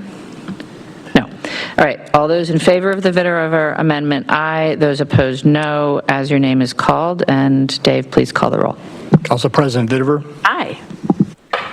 Alder Verveer. Aye. Alder Govindarajan. No. Alder Madison. Aye. Alder Evers. Aye. Alder Figueroa Cole. Aye. That's 5 ayes. All right, with 5 ayes and 1 no, the Vitiver amendment passes. So then what's before us is to allocate this funding in the 2026 budget to the bid and to instruct the Economic Development Division to prepare an RFP process for the 2027 budget. It's a separate, really.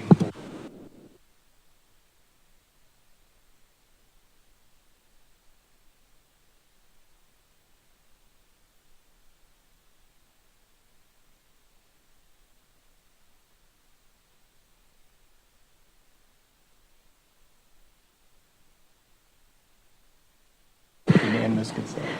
I always try for that. So what's before us is the amendment as amended by the Vitiver amendment. Can I say amendment more times? Is there any further discussion? Nope. Is everyone clear on what we're voting on? Yes. Is there Alder Govindarajan? I just really quickly want to reiterate for discussion, quickly. There are more than one organizations that host events for people of color in Madison and in downtown Madison. However, there is only one organization that specifically plans events with students in mind. The bid board is pretty much the only organization that does that in terms of at least bare minimum timing and including student voices on their board. So I encourage people to have that on their mind. I'm voting no. Thank you, Alder. Anticipating disagreement. I'm going to help you out by changing my vote too. All those, so what's before us is Amendment 3 as amended just now by this body. All those in favor, aye. Those opposed, no. As your name is called, and Dave will please call the roll. Council President Vitiver. Aye. Alder Verveer. No. Alder Govindarajan. No. Alder Madison. Aye. Was that aye? Yes, aye. Thank you. Alder Evers. Aye. Alder Figueroa Cole. Aye. There you have 4. The 4 ayes, that vote will pass. And that will take us to Amendment 4, also in the Economic Development. Mayor? Yes. Could we have a 5-minute break, please? Is there objection to taking a 5-minute break? Seeing no objection, we're at 7:20. We'll be back at 7:25.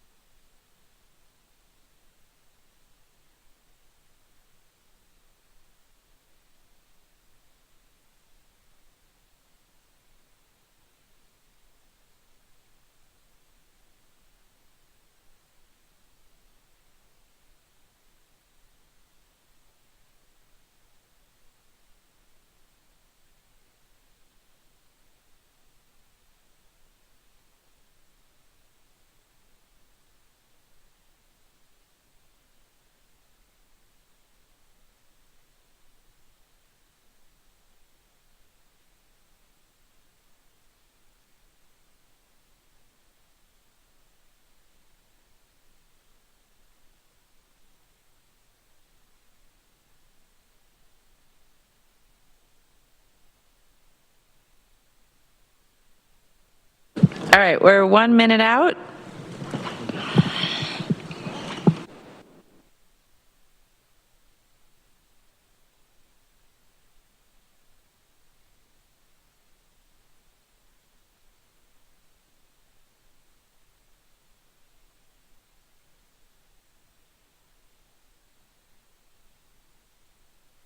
All right, 7:25 having arrived. I will ask Dave to call the roll as we reconvene. Council President Vitever. Here. Alder Revere. Here. Alder Govindarajan. Here. Alder Madison. Here. Alder Evers. Here. Alder Figueroa Cole. Here. Mayor Corn. Thank you. All right, we are then on to amendment number 4, which is in the Economic Development Division to increase the contribution to the Downtown Business Improvement District. Alder Revere, a motion? Move adoption. Is there a second? Second. Moved and seconded to adopt. Alder Revere? Yeah, thank you, Mayor. So this amendment is brought to you by the 3 ex officio members of the bid board that serve on the council. Given the action of our previous amendment as amended, I would urge each of you, because I do think we have figured out the ERIP room with further amendments to amendments down the road on our list yet tonight, to please adopt this very modest amendment so that it is built into the base budget for out years, so that when we do go to a competitive RFP under the action we just took moments ago, that we have that recurring base budget amount of $62,250, given that we are going to see a lot of, I predict, competition and interest in downtown programming for this very modest amount of money. I don't mean to repeat what you've already heard tonight, but I do think that there was a reason why the bid has provided this fund, has been given this funding for well over a decade now, because they were seen as the experts in placemaking, those that can provide the expertise and secure the programming for the greater downtown. And so you heard our economic development director testify earlier that this agency request to reduce the funding was not based on performance whatsoever. It was based entirely on other priorities within the EDD budget, and that's why this line item and MADRIP's funding were both reduced. I hope that you can support retaining the current level of current year funding and the funding that has been in this line item for the past few years. I'll leave it at that for now. Thank you, Mayor. Thank you, Alder. Are there questions for staff on Amendment 4? Seeing none. Is there discussion on Amendment 4? Alder Figueroa Cole? Thank you, Mayor. Agreed. If we were going to do this RFP this year, coming year, I totally think that we should definitely increase the dollar amount. But since we are pushing this forward to next year, I do have to prioritize all the things on this amendment list. So it's going to be difficult for me to take this one on. I really want to make sure that we protect the double dollars. So I don't see, how at this moment, maybe in the next meeting on council, there's some other pot of money coming from, I don't know. But right now, I'm going to have to pause on this one and move on to the other ones. That's what I feel. I mean, not because it's not needed, and I totally agree that this year that we give ourselves to prepare the RFP should also include a discussion about funding and how to manage that. I totally am on board of having those discussions. But at this moment, this will be a no for me. Thank you, Alder. Alder Evers. Thank you, Mayor. For similar reasons, I won't be able to support this amendment. Partly because I'm a chief sponsor and supporter of an amendment that's further on down the list. And I just feel it's more critically important considering the challenges that we faced at Goodman Pool last summer. So for that reason, unfortunately, I won't be able to support this. Thank you. Thank you, Alder. Alder Vitever. I'd like to move to place this on the table until the end of the other amendments. Second. It's a motion and a second to place item 4 on the table. Is there any objection?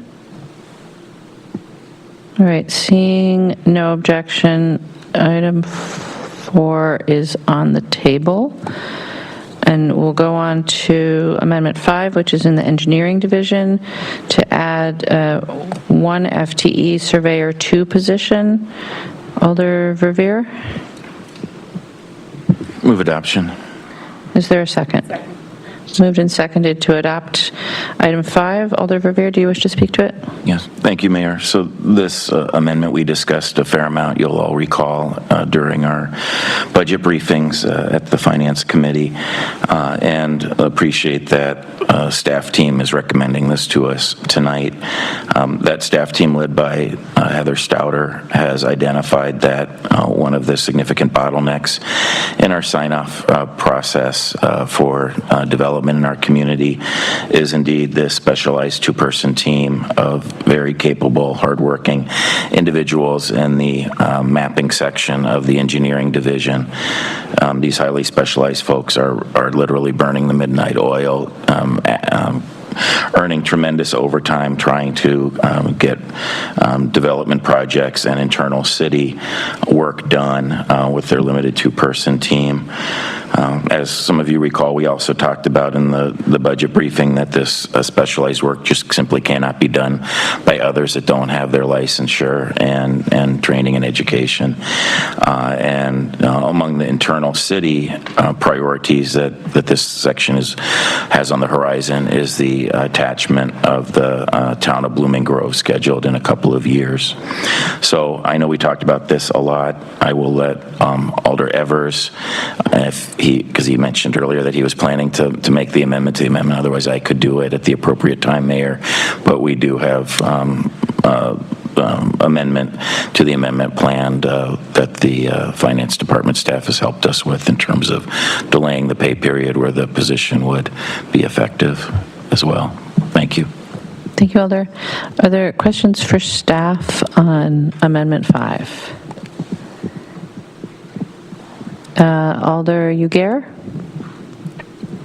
Thank you, Mayor. It's a question for Finance, probably for Christine Coe. I noticed in the financial analysis of this amendment that there was a reference to the impact it may have on engineering income. But if I understand the comment properly, that since we have already budgeted in an increase in engineering fees, there was no net offset to the cost of this additional position. Do I have that right? Could you explain why we didn't offset this with some assumption about increased income? Dave or Christine? You can take it. So, Alder Ugair, we make estimates on the amount of revenues we receive from that, and we did make an adjustment based on trends. This is a general fund revenue, so it does not create a direct offset to the expenditure. We think the revenue estimates don't really need to be changed based on the trends. And because of the way that the fact that these revenues come in as a general fund revenue, it does not offset the expenditure from, for example, an expenditure restraint perspective. Thanks for that clarification. Thank you, Alder. Are there other questions for staff? Seeing no other questions for staff, then we'll move to discussion. Is there a discussion? Alder Evers? Well, is this, I actually have a question for Christine, not discussion at this point, because it has to do with putting forth the amendment to the amendment. Go ahead. Christine, you and I have exchanged emails recently, and I'm wondering if you could recount for my colleagues here the discussion about delaying the start date, which for this position right now, the estimated start date would be March 1st. Can you indicate savings in terms of reduced budget impact if we delayed the start date to March 30th, and alternatively if we delayed till April 26th? Sure, thanks for that question.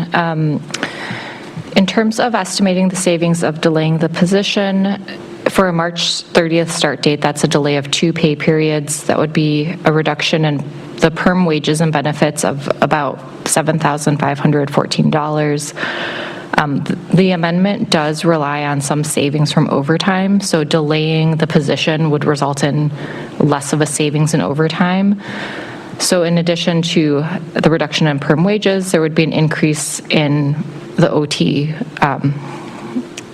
costs of $1,720, so the net savings would be $5,794 for the 2 pay period delay.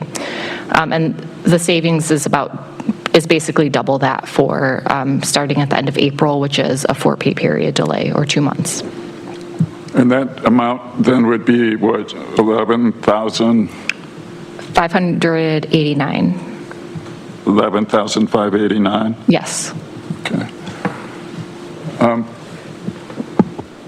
I suppose it's appropriate to put this question then to Jim Wolf, if Jim is available.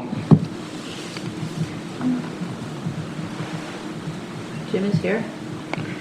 Yep, go ahead. Jim, following our discussion, if we were to delay the hire of this particular position till April 26, would this onerously burden your staff in terms of what your expectations and hopes for this position, or is this something you can live with? Thanks for that question, Alder. This is definitely something that we could live with. Having kind of a light at the end of this tunnel would be fantastic for these staff, and kind of knowing that we can get some additional support kind of going through 2026 as they prepare for all of the projects that'll be coming forward for review. So I think either the 2 pay period or 4 pay period delay would work okay for us. And like Christine mentioned, we would kind of build that back in with some of the overtime that we are currently utilizing to kind of get this work done. Thank you, Jim. Appreciate it. Well, then, Mayor, I'd like to offer an amendment to the amendment of a 4 pay period delay with expected savings of $11,589. It's moved and seconded to delay hiring for 4 pay periods. I feel obligated to channel our finance director and remind us that that is a temporary savings and that the full cost would be annualized in the following budget. Thank you, Mayor, for that reminder. All right, so what's before us is an amendment to delay for 4 pay periods, reducing the cost by approximately $11,000. Is there discussion on the amendment? Discussion on the amendment. Discussion on the amendment. Yes. We've heard, thank you, Mayor. We've heard the concerns about the expenditure restraint. This provides a little bit more room as we look at other opportunities and amendments to follow. Thank you. Thank you. Is there further discussion on the amendment? Seeing none. What's before us is the Evers amendment to delay by 4 pay periods. Is there any objection to recording unanimous vote in favor? Seeing no objection, that amendment passes. So then what's before us is Amendment 5 as amended to be delayed by 4 pay periods. Is there further discussion? Seeing no further discussion, is there objection to recording a unanimous vote in favor of the amended Amendment 5? Seeing no objection, that amendment passes as amended. And let's get an update. The remaining expenditure restraint authority is $68,963. Thank you. Remind us that item 4 is on the table. And we'll go on to item 6. So Amendment 6 is in the Office of the Independent Monitor. to increase the data analyst position from 0.6 FTE to 0.8 FTE. Alder Madison, you were a courtesy sponsor on this. Oop, sorry about that. Yes, I was, Mayor. Would you move? Move to adopt for discussion. Move to adopt. Thank you. Is there a second? Second. Moved and seconded. Alder Matthews, this is your amendment. Do you wish to speak to it? Yes, thank you, Mayor, and also everyone here. So I was inclined to work on this amendment because I do believe that the original intent was for the office to be fully staffed, and I'm going for the 0.8 FTE to be respective of the limitations that we're under right now. In preparing for this, I did talk with Erin, the HR director, who is the current interim independent monitor, and I also did talk with the chair of the PCOB.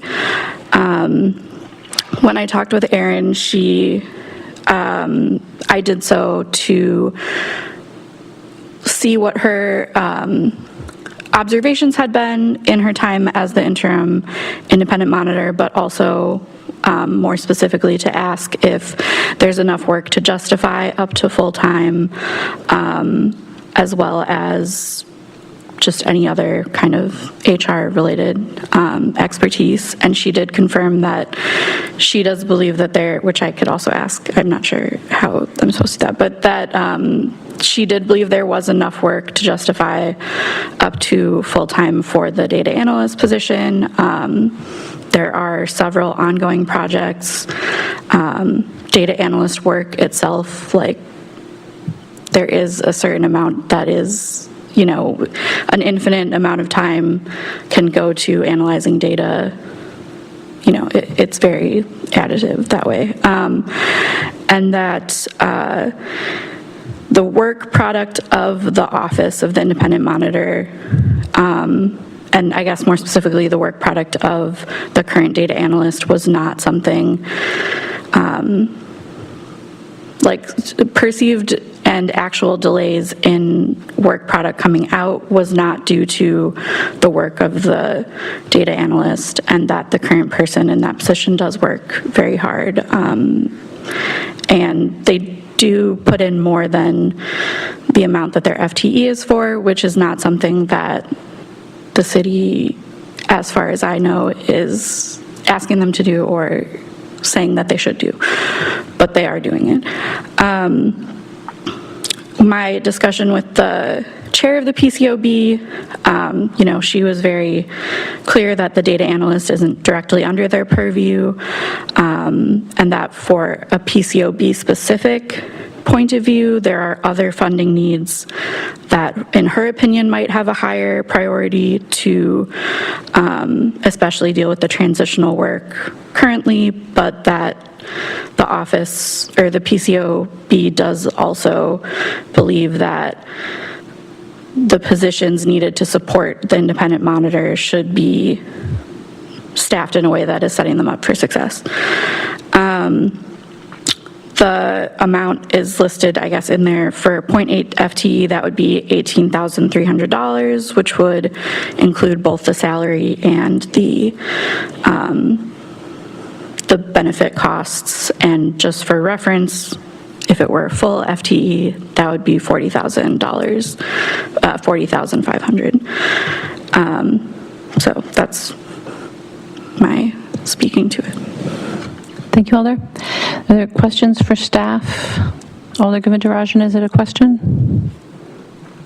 Yes, for staff. For Erin. Erin, can you, to whatever extent you can, provide an update on where the independent monitor interim hiring is?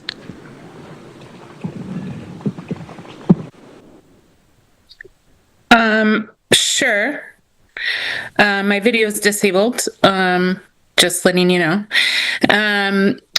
The interim monitor received 37 applicants.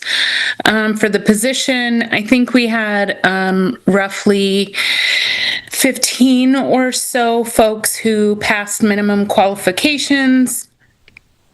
And we will be meeting with members of the PCOB in a closed session to finalize the list of folks who will be going to an interview with those folks.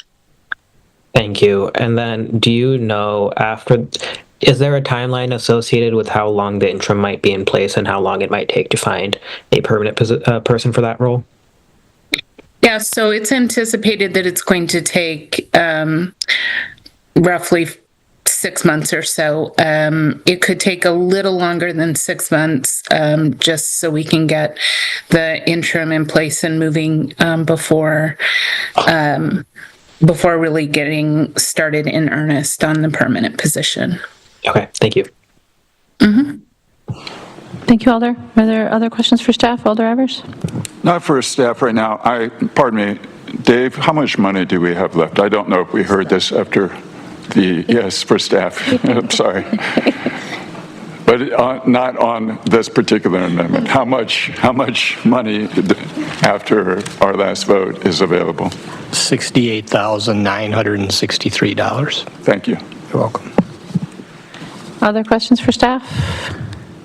Alder Mayor? Thank you, Mayor. Question for Aaron Hilson. Is the salary for the permanent position the same as the interim position? Yes, it's in the same salary band. So it isn't necessarily true that they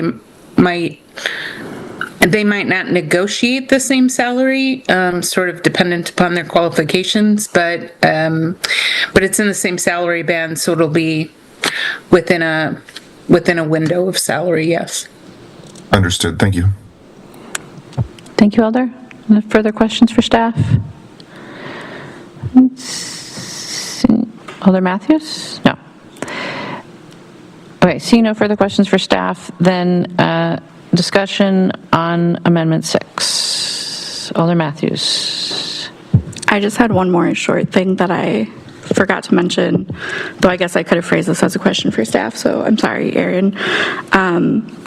During our conversation with her HR expertise, Erin did mention that retention and also recruitment of a 0.6 position is generally something that is seen to be difficult and would be hard to be maintaining, especially in the long term, not necessarily the short term, but that if the intention was for this to be 0.6 for indefinitely, that could impact the success of keeping someone in that role.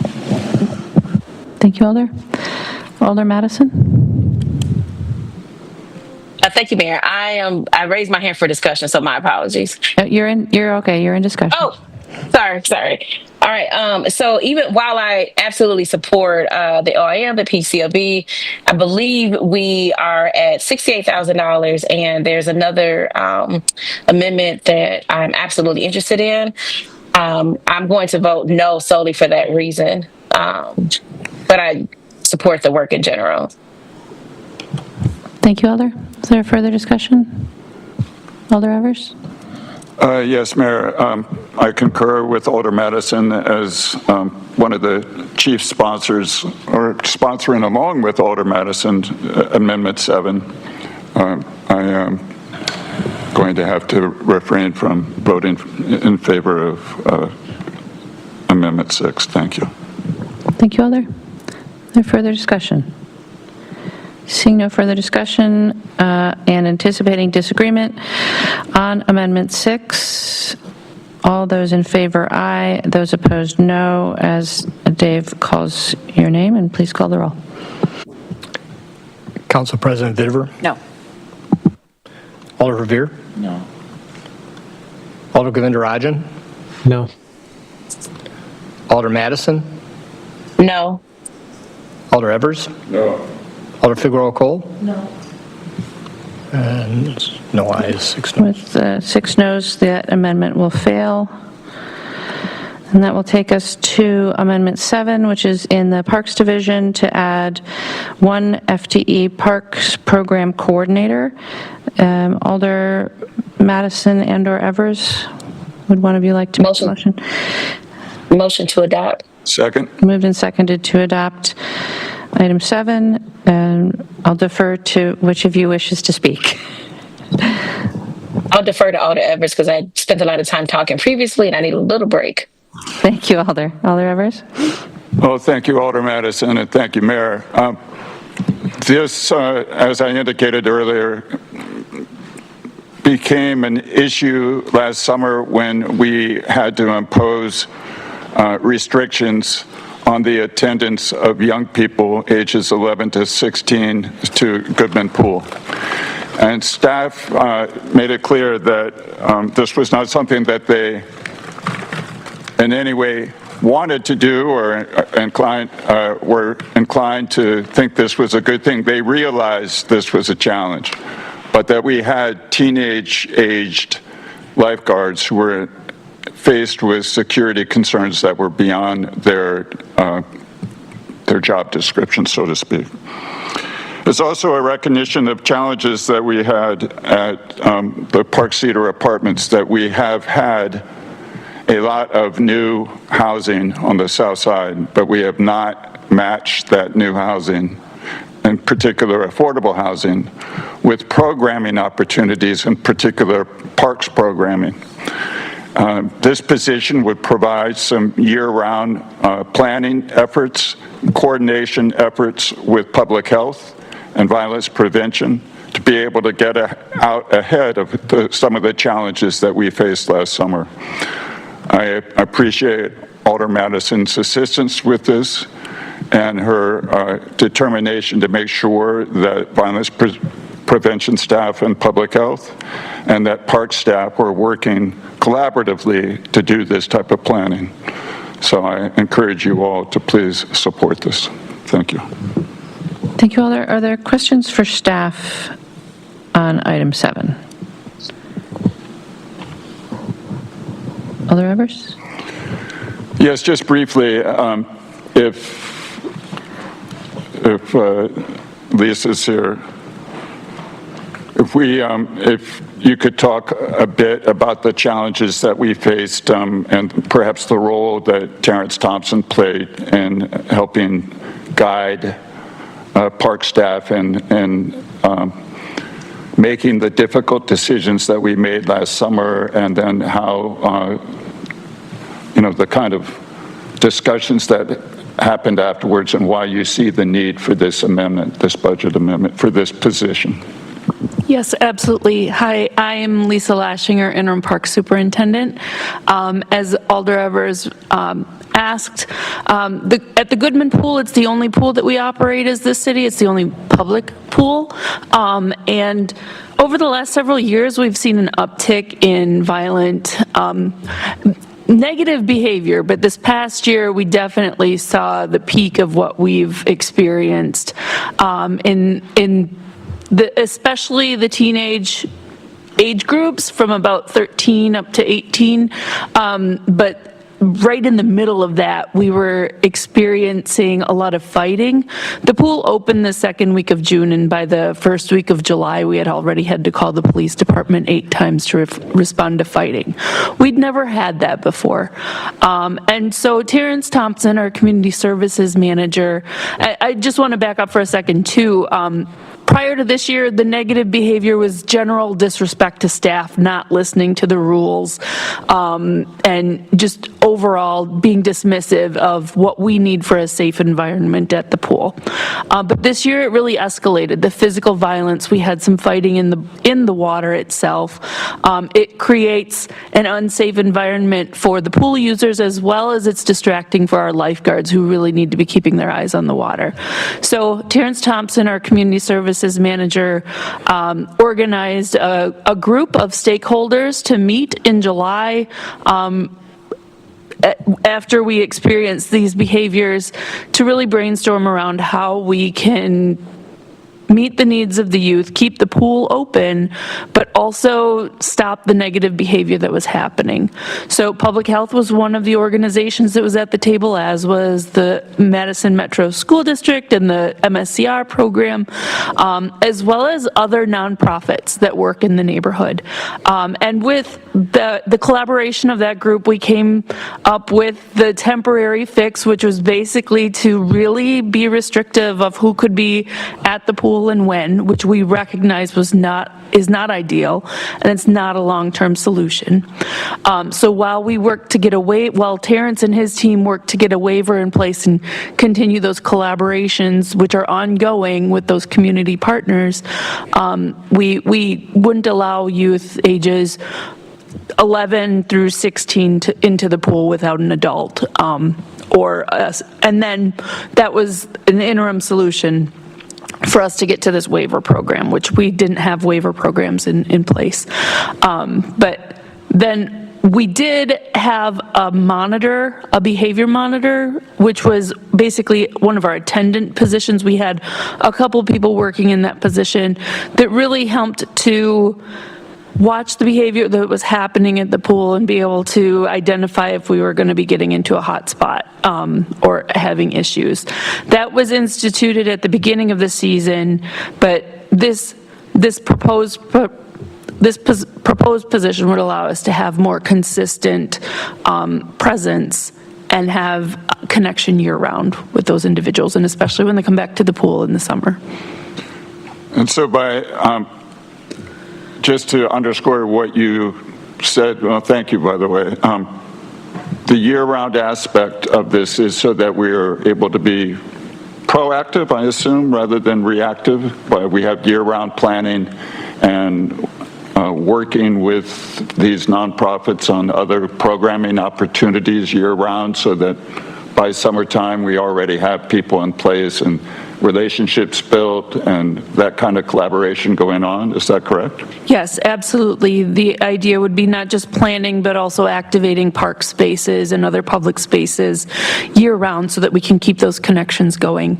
Terrence is really a subject matter expert in this park activation concept, and the work that he's done at the Warner Park Recreation Center with the No programming, Kids Need Opportunity at Warner, and really activating the rec center to create positive outlets for youth has been extremely impactful on the north side. So Terrence and his team will shape what this program needs to be, or what this program coordinator needs to be doing, but really building relationships is the foundation of what will make this position successful and help improve the behavior at the pool, but also help improve the outcomes for the youth in that area. Thank you very much. Thank you, Mayor. Thank you, Alder. Alder Madison, questions? Yes, thank you, Mayor. For, I think, Captain Xander, if he's available. Oh, let's see. Xander's, my bad. Captain. Good evening. Yep, the captain's here. Go ahead, Alder. Okay, thank you so very much. Captain Xanders, thank you for being available tonight. But if you wouldn't mind just talking a little bit about, well, let me back up, sorry. So I worked with Chief Patterson to understand where, especially young Black people, were most likely prone and proven to be getting disorderly conduct tickets, where there were activities where they were just in general having police conduct or just behavior issues. And so I learned a lot in that process, and I especially learned a lot more about deflection strategies. And so I'm just hoping you can talk a little bit more about what's been your experience or knowledge of what's been happening around behavior issues at the Goodman Pool, and more importantly, if you can talk a little bit about how does this kind of position also work in the lane of deflection strategy, so young people never have that initial contact with police to begin with. So kind of just to address the Goodman Pool situation, I would say that what we initially try to do is we like to try to do the referrals to restorative justice court, of course. However, I will say that it got to the point this past year in which we faced some challenges in which young individuals then kind of turned on the police that were responding, and large crowds formed. I would say from our standpoint, our number one goal is always to try to de-escalate a situation. However, sometimes that de-escalation isn't possible when officers are completely surrounded. I could describe one incident in particular where officers tried to de-escalate a situation as crowds formed around them as they were trying to contact a group of juveniles that were involved in a physical disturbance, and they had to move the juvenile away from the area in order to be able to successfully go through even a referral process to restorative justice. So I think one of the things that we often pride ourselves on is, our ability to be able to try to formulate some type of relationship with our partnering organizations as well as with the youth. We do that through numerous outreach initiatives throughout the South District as well as throughout the city of Madison. Reference the way that we look to approach and deflect. I have my good Sergeant Gillard standing by with me, and he could talk about a little bit about like some of the things that him and his team do, whether that is engaging in on-court basketball, whether that is doing a social media night over at Park Cedar. So there's a whole lot of initiatives that we take on to try to deflect or de-escalate multiple situations. I guess, so just a quick follow-up.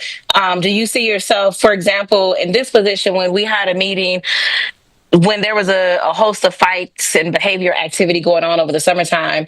I can't remember if you were on that meeting or not, but I remember a gentleman working for the Goodman Pool. He seemed to have, I believe this is a position that Lisa was referencing, but that gentleman had a lot of success with some young people, especially young people who might have had, or, current or previous gang activity or experience, for example. But do you envision that gentleman at the pool or someone who may fill this position being able to, naturally, this position would also collaborate and partner with MPD around the ways that you are already doing violence prevention or deflection strategies? I would agree with that. I think that position, the pool monitor position, I believe that's what he was called. I think it was extremely impactful in the sense of that individual was able to try to communicate before things escalated to the point in which police were called to try to come and resolve that situation. And he, for the most part, he did an excellent job. However, there were situations in which he ran into in which the juveniles at the time did not listen to him, in which we had to become involved. But I think he did an excellent job of communicating and trying to de-escalate situations on site. Gotcha. Thank you. And I'm not sure if there are other questions for Captain Sanders, but if there isn't, I have questions also for Terrence Thompson, if he's available. Are there other questions for the captain? Not seeing any other questions for the captain, Alder, so... thank you, Mayor. See if Terrence... Is Terrence... Here. Yes. Go ahead, Alder. All right. Thank you. And thanks for being able to join us, Terrence, especially it's now going on 8:00. So can you just talk a little bit about what you were experiencing, what caused you to reach out and your thoughts on how this position may be utilized to sort of help stem some of those behaviors that you all have been encountering, especially last year? Yeah, we've just been seeing over the last couple of years, as Lisa said. Oh, let me introduce myself. Terrence, Parks Community Services Manager. The Goodman Pool falls under my team, so our team manages all activities out at the Goodman Pool.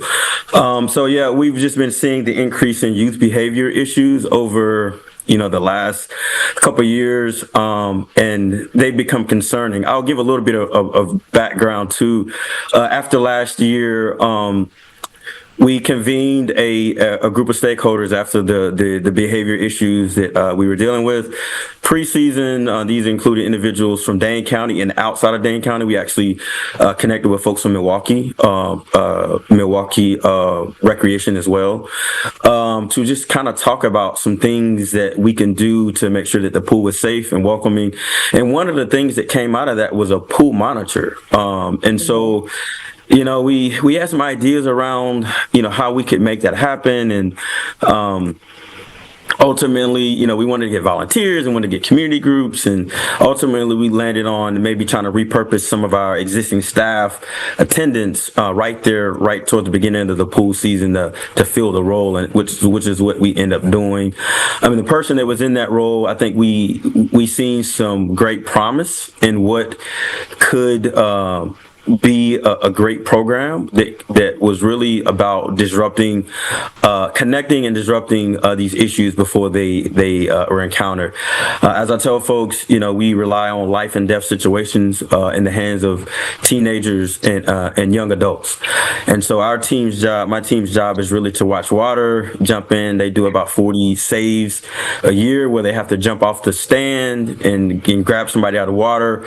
And so when these behavior issues start to arise, that really becomes a strain on our resources. So now they have to divert from watching what's happening in the water to responding to a huge group fight that might be in or outside the pool. And so what the pool monitor role was to help mitigate that. So they can see it brewing before it happened, get in there, hopefully de-escalate it. If not, they could kind of help provide assistance with NPD or we always call the park ranger first.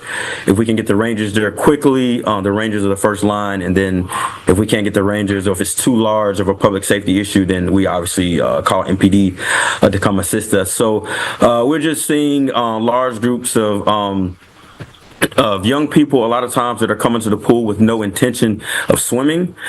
They're coming there for other reasons. They have full, what I would consider winter attire, hoodies. I've seen kids out there with ski masks. I've seen individuals that just didn't have any thoughts around using the pool for its intended use. And so the pool monitor's job is really to kind of be out there and assessing what's happening and really disrupting those negative behaviors that have been increasing out at the pool. So our lifeguards can really focus on, watching the water. And I just want to, right there where you were saying the disrupting the behaviors. So can you just give a brief example, or using maybe your own experience as an example and how you've grown with the city, but how those kinds of positions, if, when they're full time, can you just talk more about the relationship building, community building, the community partners, how those positions, for example, like in the Parks Alive coordinator, I can't remember the exact title, but how those positions go from, where they may be working in one area, like the pool monitor solely at one time of the year, but they're in an expanded position where they're doing this community building all year long. So can you just give us a brief example of what they may look like or what it has looked like? Yeah, absolutely. So what we know and what we've learned from the success of what we've created at Warner Park, as Lisa mentioned, is that the greatest deterrent to any sort of youth behavior issue is a relationship. At its core, I mean, that's just the reality of it. Getting out there and just making connections, knowing who people are, knowing their families, knowing about them, what they like, what they don't like. I mean, that is the number one way to disrupt behavior issues. And so what this position would look like, we've already started conversations with MMSD around how we can get the school district to support the waiver program that Lisa talked about. And so this position would be involved in that level of work where they would work with community partners such as the district. Focus Interruption Coalition is another one that they would work with, Madison Police, the library, the public health, etc., and getting to know who these individuals are. These kids are, so they can meet them where they're at. They can get to know them. They can get to learn their names. They can put a face with a name. So when they show up to the pool, right, there's already a level of respect there that's going to naturally de-escalate, I think, some of those issues. And we learned how that looks and how that works at Warner Park, where we've been super successful at that. And we would provide that same level of community engagement, connectivity, making sure that they're involved in the NRTs, for example. That's a way that you mentioned Parks Alive. That's a way that we connect that position right directly into the community, where they can get to learn who the individuals are in the neighborhoods and et cetera, as a violence prevention mechanism. So we'll have the position doing that level of work and making those connections and relationships. So when kids show up to the pool, we hopefully know the majority of them before they even arrive. Yeah, thank you. And I just want to say thanks to Parks staff for being available tonight, for your work over the last couple of months, and for reaching out over the summer. Regardless how this goes, I just appreciate y'all work, because in the way that you're working is the way, long-term positive impacts happen. So thank you. Thank you, Alder. Alder Vitiver, questions? In the Finance Department analysis, it also talks about the Wingra Triangle area, so I'm wondering if we could just get a very brief overview of the issues there and what the proposed intervention is there. I can speak to that. So this summer we stood up a pilot program. Well, there was a shooting that recently occurred in the Wingra Triangle this year, and we a youth that involved some youth, and we stood up a summer pilot program there in response to that.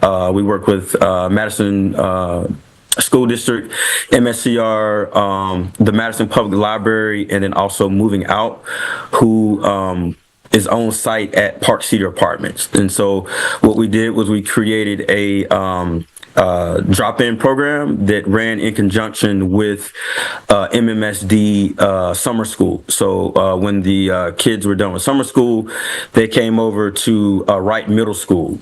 So we were able to, with our relationship with the district, we were able to provide programming opportunities where we had boys and girls group, we had mindfulness exercises, we had youth open gyms, we had music feud, all those sort of things that is similar to to the NO program that we offer over on the north side or at Warner. And so we were able to provide a positive youth activation site after school. So this would be, this position would continue to build on that framework and connecting with individuals in that area, and that school site being something that we've already have established a relationship with, be one of the areas that we'd be looking to continue to build on.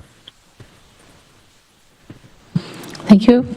Other questions for staff? Seeing none, thank you both. All right, so what's before us is Amendment 7. Is there discussion? Alder Evers? Yes, Mayor. I'll just remind Finance Committee members and anyone listening, fellow alders, that last year on the Horizon list, we added the pocket park for the Wingra Triangle.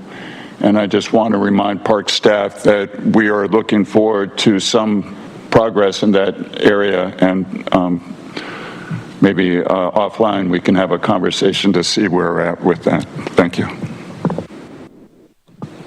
Thank you, Alder. Alder Madison? I'm sorry, Mayor, that was a mistake. Oh, no worries.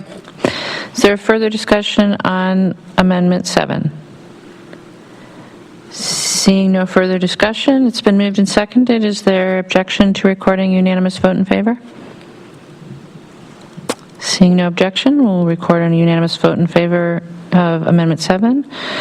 That will take us to Amendment 8, which is in Public Health, and concerning adjustments to reflect the county executive's budget and fund additional city priorities. Alder Figueroa Cole, a motion? Move to adopt. Is there a second? Second.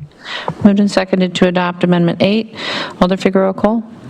Actually, I think Christine pretty much covered this one. I don't know if you have anything to add, but this is just an adjustment based on the county's budget process, and we reallocated the savings into violence prevention. Christine? Yeah. I think the staff is on the line if you guys have more questions, but that's the gist of it. Thank you, Alder. Are there questions for staff on Amendment 8? Alder Verveer?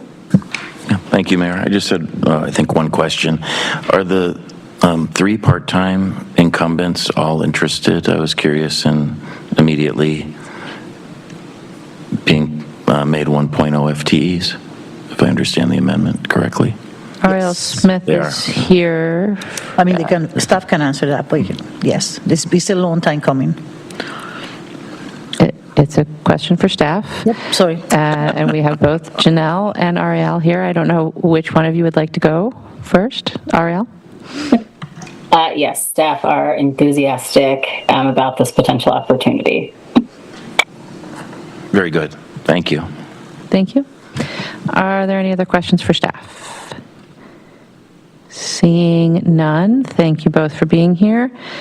Is there discussion on Amendment 8? Seeing no discussion, is there any objection to recording a unanimous vote in favor of Amendment 8? Seeing no objection, we'll record a unanimous vote in favor of Amendment 8. And then I will need a motion, please, to remove Amendment 4 from the table. Move to take Amendment 4 off the table? Second. Moved and seconded to take Amendment 4 off the table. Amendment 4 is back before us. It was moved and seconded already, and I believe we were in discussion.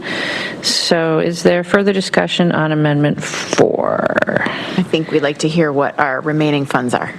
All right, we'll get an update. $6,246. And I'd like Sorry. to, Abe, can you say that one more time? $6,246. Thank you. so then I'd like to move to amend the funding for this item to $6,000. Second.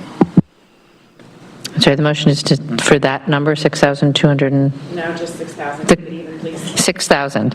All right, so there's a motion and a second to change the amount on Amendment 4 to an even 6,000. That's what's before us at the moment. Is there discussion on that amendment? Seeing no discussion, Alder Verveer. Thank you, Mayor. I just want to mention, I appreciate the amendment very much, and I just want to mention one thing that I have not mentioned earlier on this topic generally, and that is that last year the bid paid the city about $21,000 in permits and fees for the special events that they program. So I think every dollar of this will come back to the city most likely, eventually in various city agencies. Thank you. Thank you, Alder. The motion then is to amend Amendment 4. Is there further discussion? Seeing no further discussion, yes. I just want to clarify that I believe that what we're voting for is to add it to the prior discussion about having the open RFP process in 2027. Yeah. So this would be $6,000 added to the bid for 26 and then to the RFP process for 27. So just to clarify that. Thank you. Correct.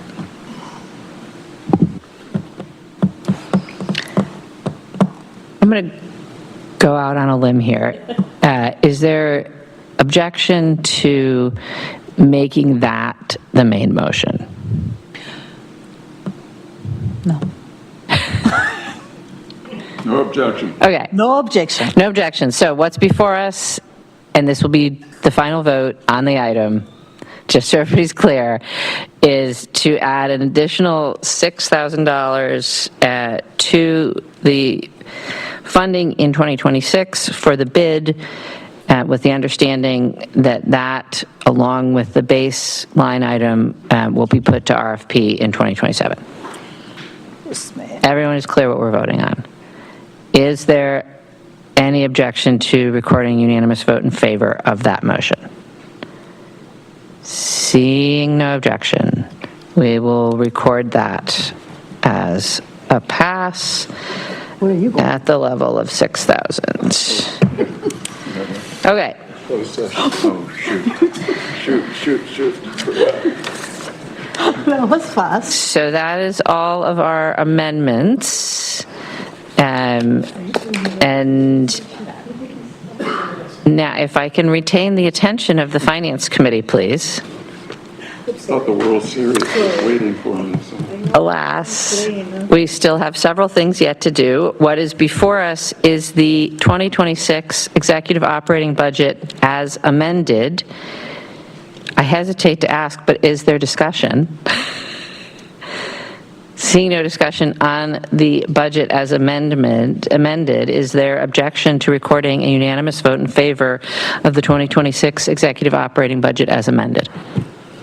Seeing no objection, the 2026 executive operating budget as amendment will pass the Finance Committee and will proceed to the Common Council.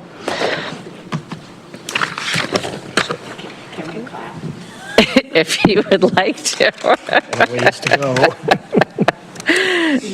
We're not quite there yet, folks. November. All right. So that's item 4. For item 5, It is a proposed, item 5 is Legistar 89804, discussion regarding negotiations with Threshold Development for possible investment of tax increment finance funds into a mixed-use project proposed to be located at 3450 Milwaukee Street. Item 5 is a closed session item. When the Finance Committee considers the following matter, it may go into closed session pursuant to Section 19.85 Sub 1 Sub E of the Wisconsin statutes, which reads as follows: deliberating or negotiating the purchasing of public properties, the investing of public funds, or conducting other specified public business whenever competitive or bargaining reasons require a closed session. If the Finance Committee does go into closed session, notice is hereby given pursuant to Section 19.85 Sub 2 of the Wisconsin statutes that it may reconvene in open session without waiting 12 hours as specified in the statute. On item 5, then, can I have a motion, please, to go into closed session? Move to enter closed session. Is there a second? Moved and seconded to go into closed session. All those in favor, aye. Those opposed, no, as your name is called. And Dave will please call the roll. Council President Vitever. Aye. Alder Verveer. Aye. Alder Govindarajan. Aye. Alder Madison. Aye. Alder Evers. Aye. Alder Figueroa Cole. Aye. Mayor, it's unanimous. All right, we have a unanimous vote to go into closed session, so we will stand informal while we clear the room, close the room, clear the Zoom, transfer hosting, and lock the Zoom.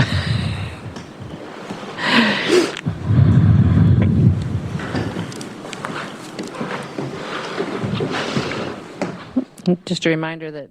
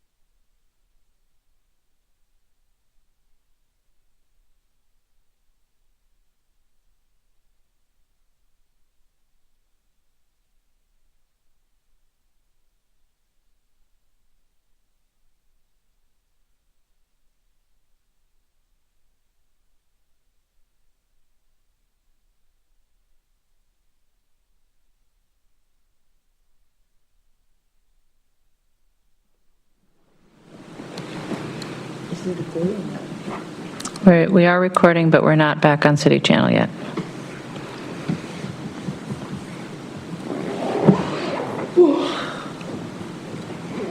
All right, looks like we are back on City Channel. So on item 5, which is Legistar 89804, discussion regarding negotiations with Threshold Development for possible investment of tax increment finance funds into a mixed-use project proposed to be located at 3450 Milwaukee Street. The report out of closed session is that the Finance Committee discussed the project and gave staff instructions on our negotiating position before coming out of closed session. Item 5 is the last item on our agenda. I would entertain a motion to adjourn. Second. Moved and seconded to adjourn. Is there any objection to recording unanimous vote in favor of adjournment?